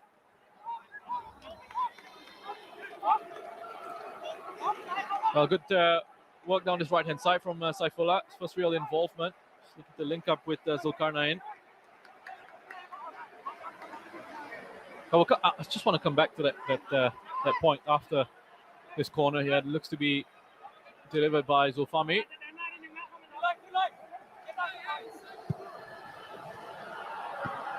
Was header from Safwan, stopped by Rolla.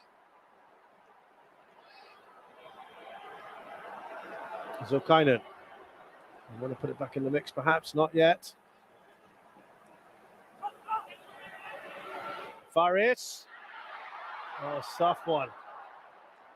Don't think he quite expected that.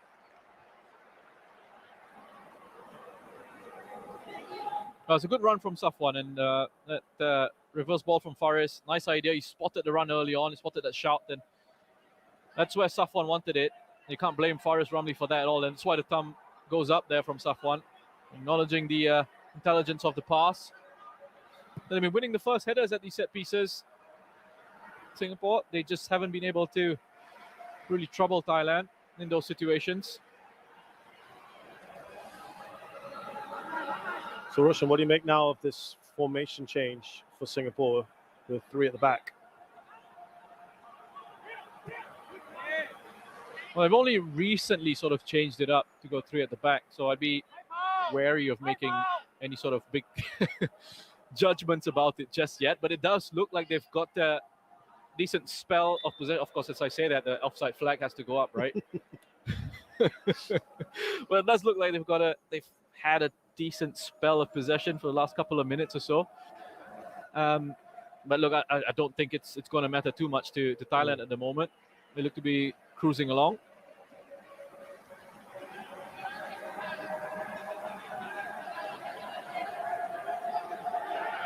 Yeah, we saw this in action against the Philippines, didn't we? And there's a yellow card for the keeper.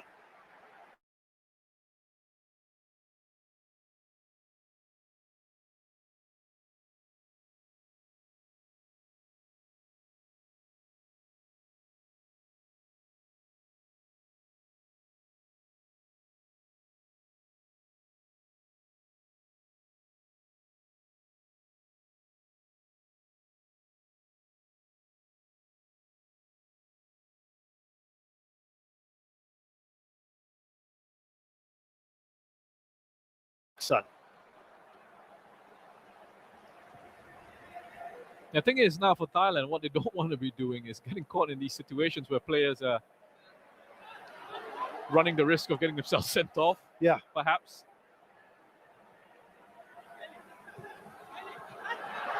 Nicely done there. So I feel I've got himself in a decent position. Here come Thailand. Roller. Up against Nur Adam for the first time. Crosses the ball. There's Picha. New man in.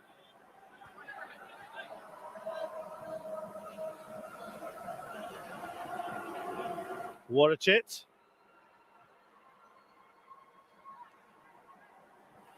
Just seem to have more time in the ball, don't they, Thailand? They're comfortable. Wiratep.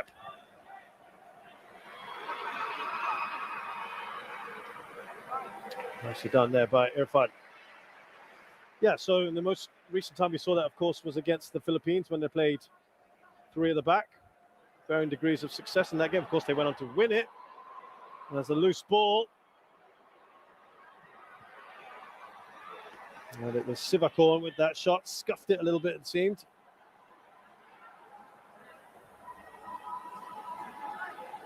And it might have taken out Irfan in the process. Yeah, he's gone down again. He's gone down a few times in the first half. Irfan, a painful one there. It's the well, initially Singapore trying to play out from the back here. Shalan just getting caught in possession. See, he set his head up, looking for options. Perhaps didn't quite have the options that he wanted to play it into.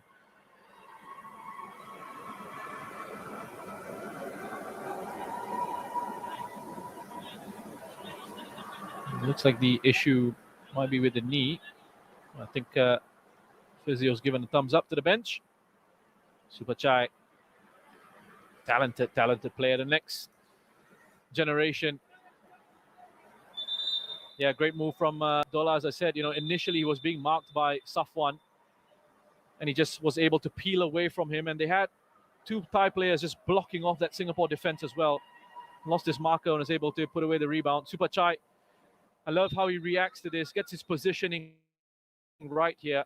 Whereas that defense, that Singapore defense was too static, didn't anticipate a loss of possession, a turnover, and they couldn't transition quickly. They have to react. They have to close the spaces. The moment they lose the ball with Thailand, were very quick to transition there and take advantage of that.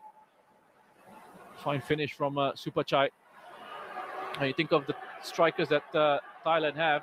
Talked about Noradam loving to get forward. Did well there. There's a foul. And the yellow card for Sivakorn.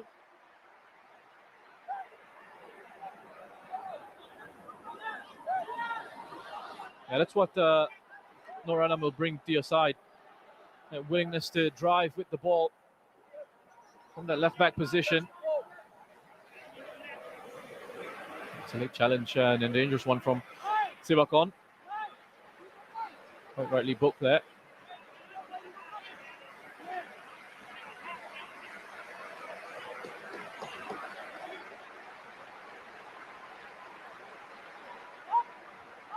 Now, the fans trying to do their best here. We can tell you, by the way, that Myanmar have got a goal back. It's 3-1. Pure White has just scored for them.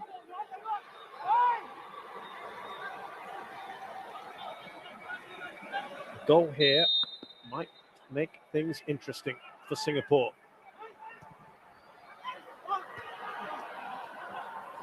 Loose in the box. Touched on by Safwan. Through here, can they get the shot away?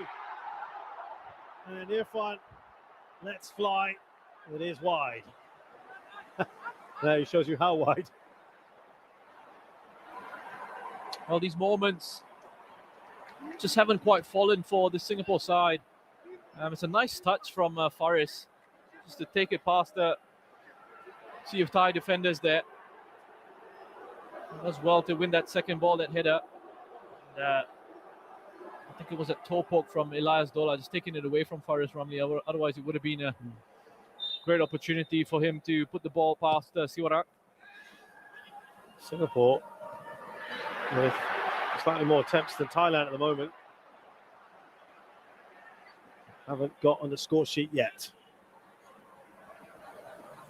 Starting to run out of time now.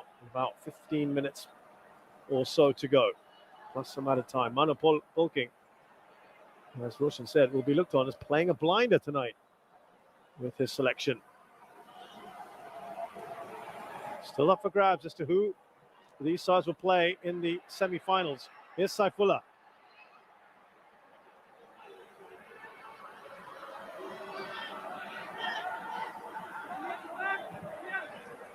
Yes, that reminds me of that point that I was going to make earlier with that tactical masterclass. And I can guarantee you there'll still be people out there complaining about things with Thailand.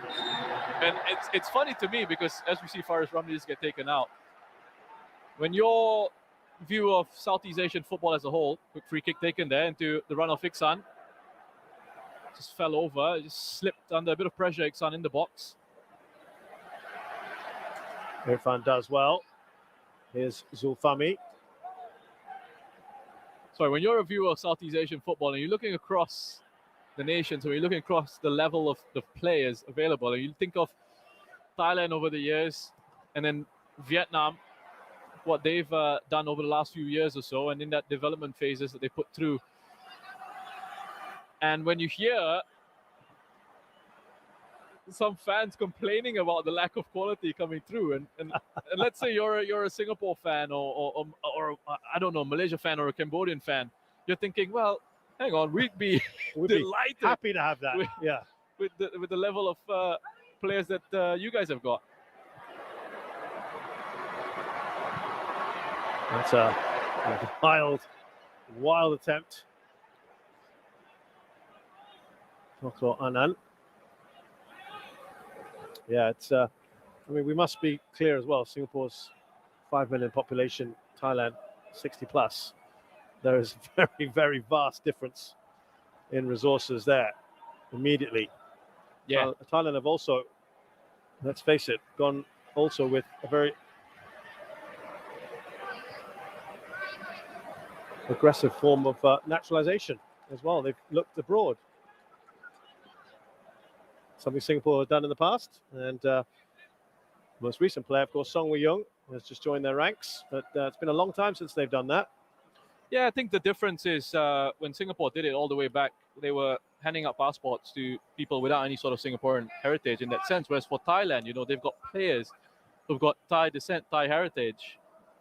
So to me, there's a difference there, and it's ultimately, I think, the game has moved on in that sense. Lots of nations, lots of countries are looking at that as the next step. We'll come back to that. Here comes Iksar Fundy on his own right now. Elias has just forced him away. It's good defending from the big man.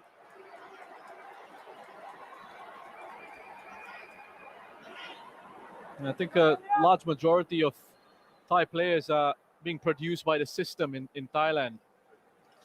I don't think they're going out necessarily to pluck players that are being produced by other nations. Got a strong league, good strong domestic league. Sivakol. He's got Nur Adam right on him. He's got past him. That's excellent work from Safwan.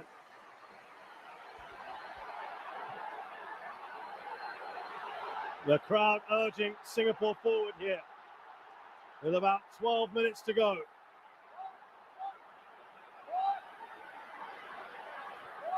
Zulkarnain and Susliman. Waiting for the run. Needed to be a better ball. Onside though for Saifullah.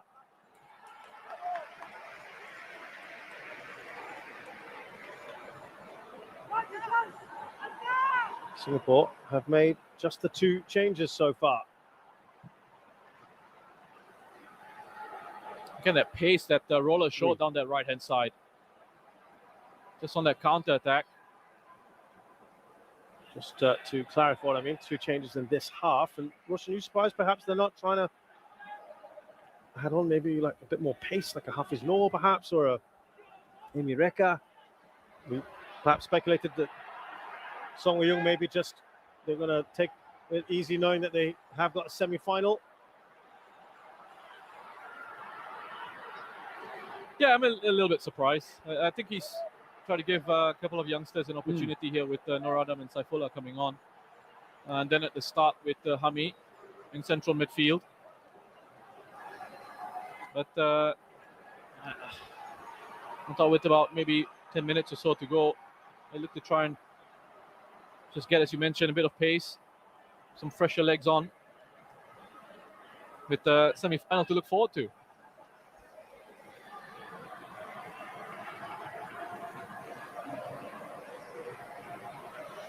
Here's Harris trying to close down Paui. All the way back to Siwadak. Now Elias Gola. Sivakon.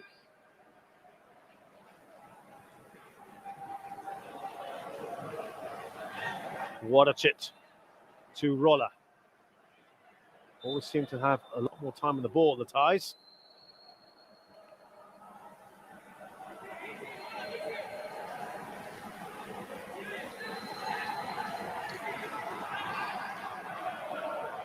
As things stand, Thailand will the top of Group A at the end of these group stages. What a chit. No fun there in the way. This is Safwan. Crowd again, groaning a little bit in the stands.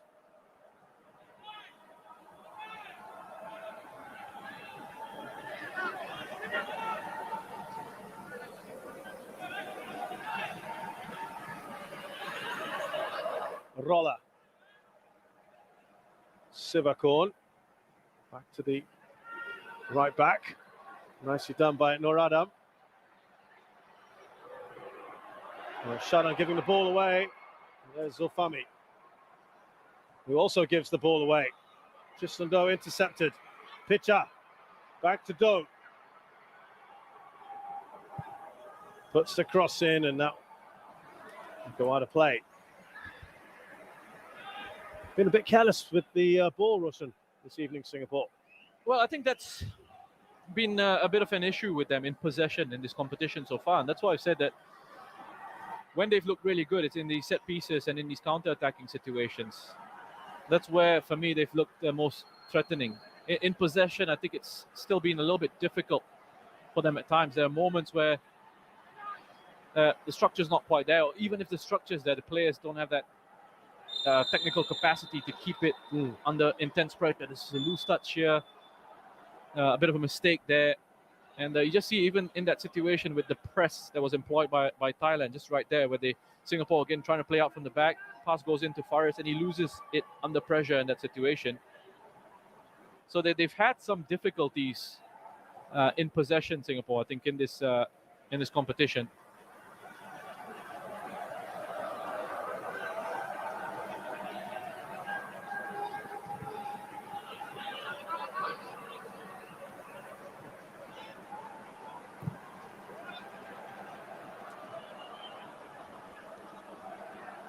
All the way back to Sivarak. Muradam will get there first ahead of Roller. He has to go back to his keeper now, Hassan Sani. Been a bit quieter second half for him than it was in the first. Pitcher. Now Doe.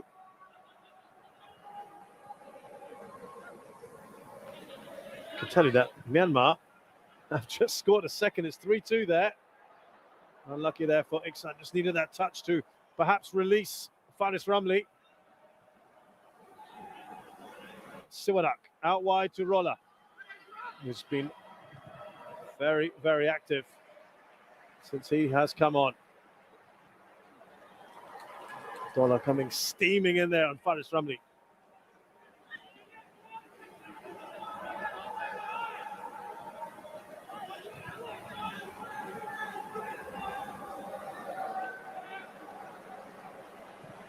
Irfan. Saifullah has to really push to get there, and he won't. Roshan, would you say would there be like a little psychological battle won here by Thailand? And oh, definitely. And how would that affect the Singaporean side? Because we've spoken about how this would be for Thailand now that they've managed to put in not their first 11 and done pretty comfortably, let's face it. Yeah. I mean, aside from the first 10 minutes, 15 minutes, maybe 20 minutes, I think, it looked a little bit shaky for Thailand, and Singapore were looking pretty decent.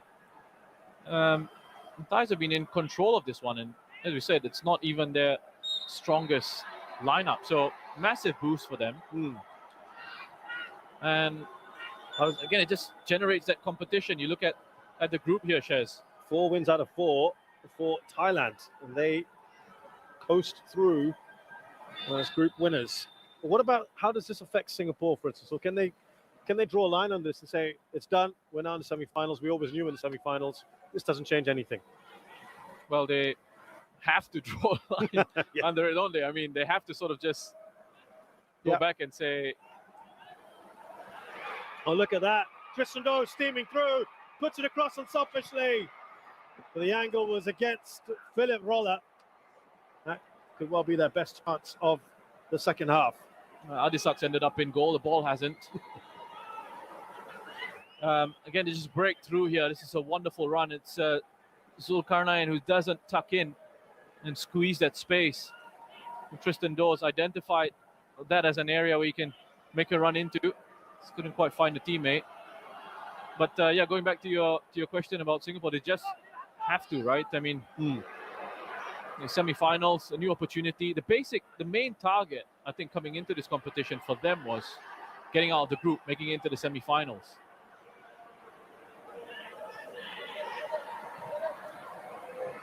And they need to somehow look at this game. The coaching staff, they'll work together.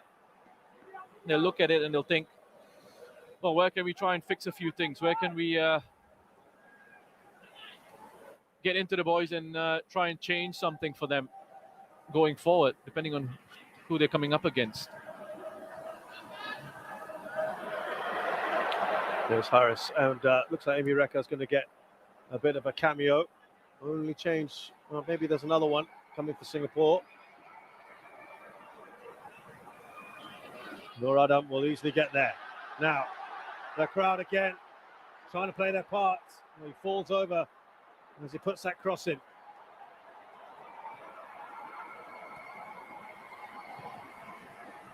Siwakorn's popped up on that left-hand side. Here's Tristan Doe, and now Siwakorn. Only got Adisak. Siwakorn! Oh, that is a great chance. And Adisak skies it. Again, really good work from Thailand. Plenty of space in these wider positions for them to get forward. That's a great ball. That's a great ball from Siwakorn for Adisak to go and attack. Does that kind of sum up his form at the moment, maybe? Yeah, he's struggling a little bit on the domestic front. Always a useful player to have in your squad, you know, with that experience, and does have fighting qualities in those forward positions. Credit to Zulfami there for tracking that run. You know, what was really important from his point of view was to make sure that he could at least put some pressure on Adisak, so it wasn't a simple sort of tap in or a finish without any pressure.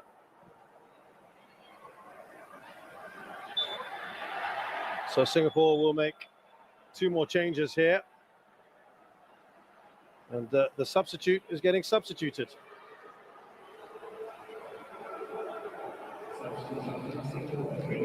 Zulfami Arifin. And they're making a centre-back change here. And Amarul Adli. And Iksan Fandi goes off for Amy Reka. So he'll play up top.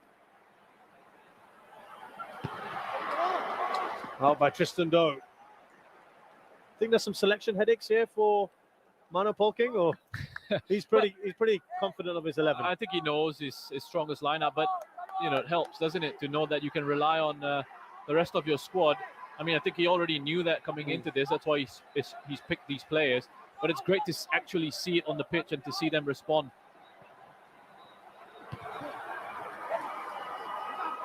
That just missed Irfan. Great aggression there shown by Nur Adam. Well, are they a bit stretched here now, Singapore?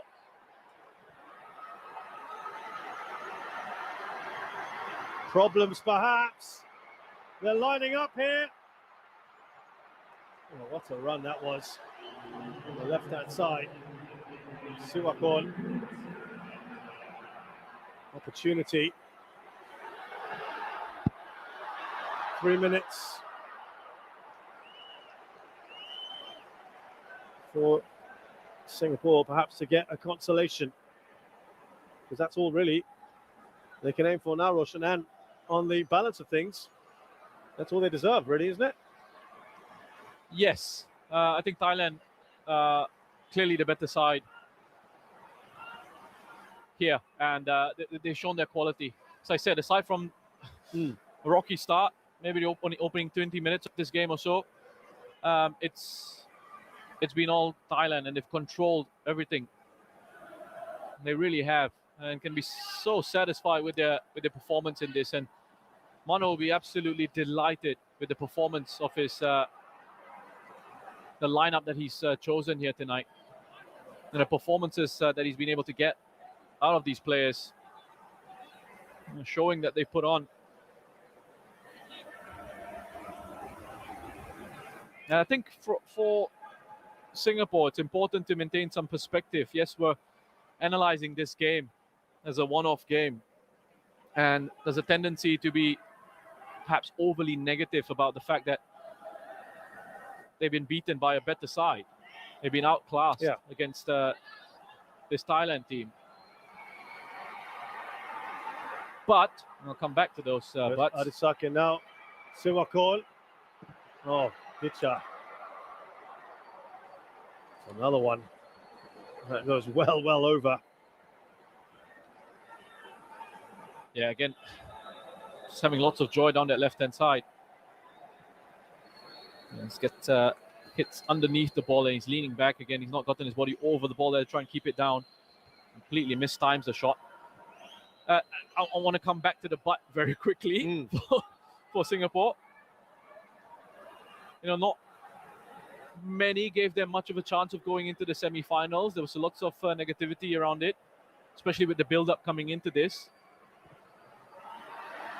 Good ball in from Harris to Faris. And Elias stays strong. He's a big man. Massive difference between these two physical specimens. Nice idea. Got his head up. Decent run from Faris Ramli in behind that defense. It's good covering from Elias Dola. The perspective is important, I think, for Singapore, from that Singapore perspective. And if you're a Singaporean fan, yes, disappointing result here, but they're still into a semi-final. The tournament isn't over. Absolutely. And they have two more bites of the cherry in the semi-finals. But here, Roshan, Thailand have won, and they've won quite well, quite comfortably. Yeah, they have. They have. That man right there, Mano Polking, will be absolutely delighted. As I said, he'll be so happy with the performance of his team. They've looked incredible here tonight with this second string. Our players will be full of confidence as well going into the semi-finals. Job done. Perfect record in the group stage. It's great to see that from their fans. They deserve that. Pawi and Elias Dola. Strong partnership in the center of that Thai defense. They come away with 3 points. Top spot in the group after a commanding display here against a Singapore side who will be deflated with this result. But they can look ahead to a semi-final. Yeah, as you very correctly mentioned there, this is far from over for Singapore. They still have 2 matches to go at the very least. 2-legged semi-final, so do Thailand. And they have sent a very strong message out across to their potential opponents in the Final Four. They are a force to be reckoned with once again. The final score here at the National Stadium with goals from Yusuf Elias Dola and Supachai Chaidet. It's Thailand 2, Singapore 0.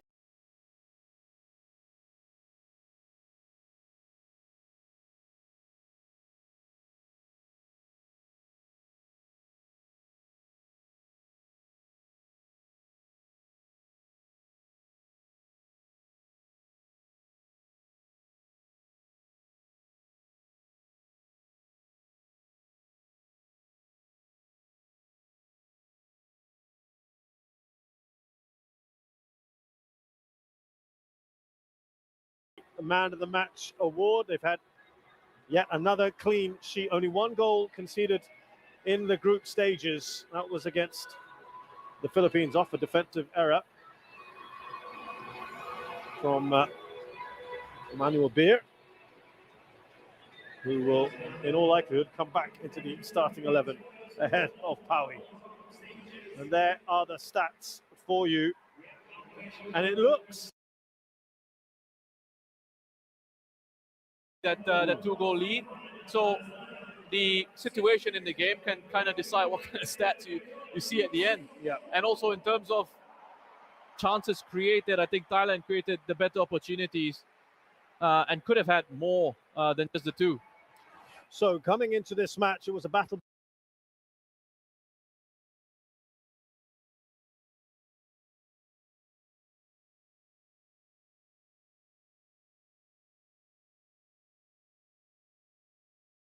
Finish Group A, top of the table with 12 points.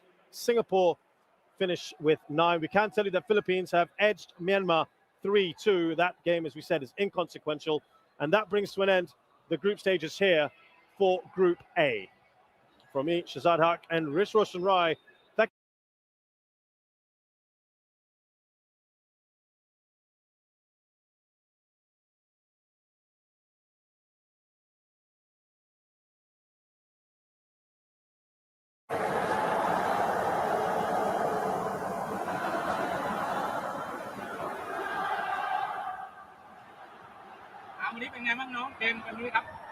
ครับก็ช่วงแรกเราเริ่มเกมได้ค่อนข้างกดดันนิดนึงครับเพราะว่าส่วนหนึ่งเลยคือหลายๆคนเพิ่งได้มีโอกาสลงเป็น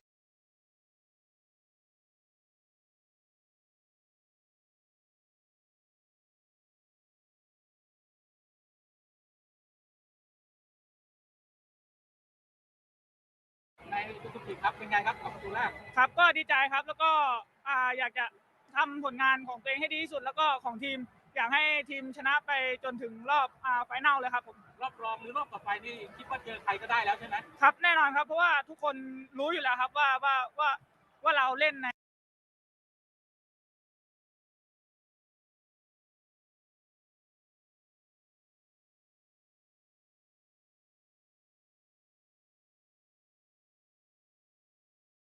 แน่นอนว่าเราจะทำแมตช์ต่อไปให้ดีที่สุดครับแล้วก็จะพยายามพัฒนาตัวเองแล้วก็ดีขึ้นไปเรื่อยๆครับ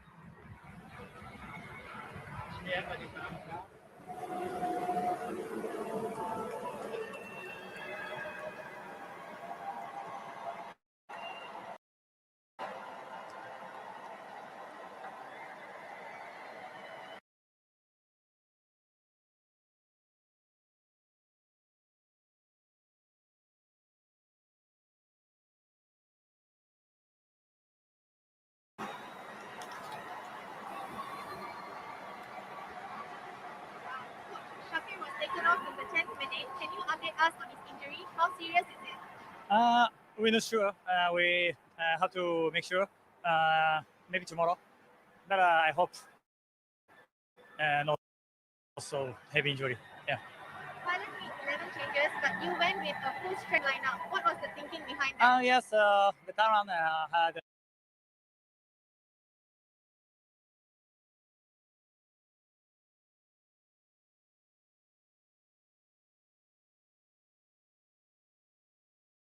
stages. Yes, we already qualified. Go to semi-final. So today's boys' performance is did well. Boys did well. So we want to play with momentum. Yeah, from now. Thank you, coach. Thank you.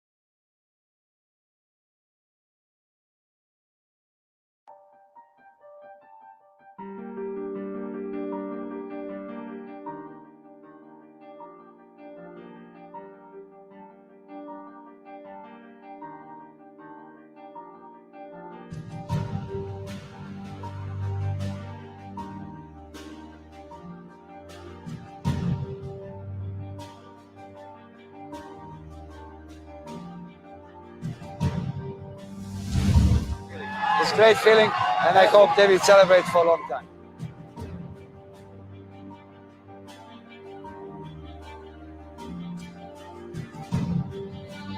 Sending this 55,000 crowd into seventh heaven.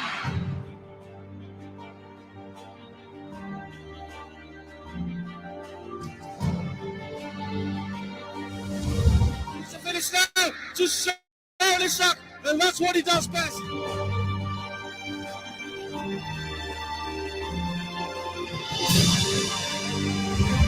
Alexander Durrett, he's only been on the pitch for 2 minutes.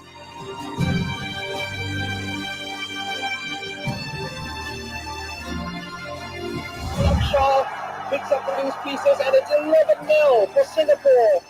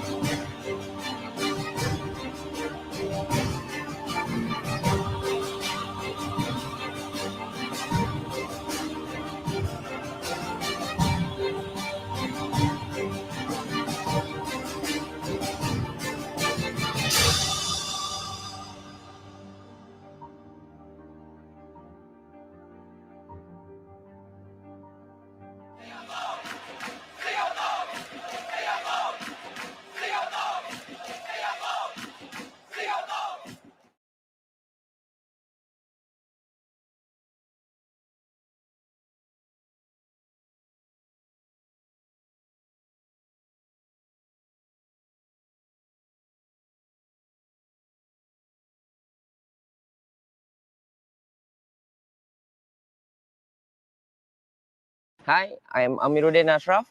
This is Explain That Grab.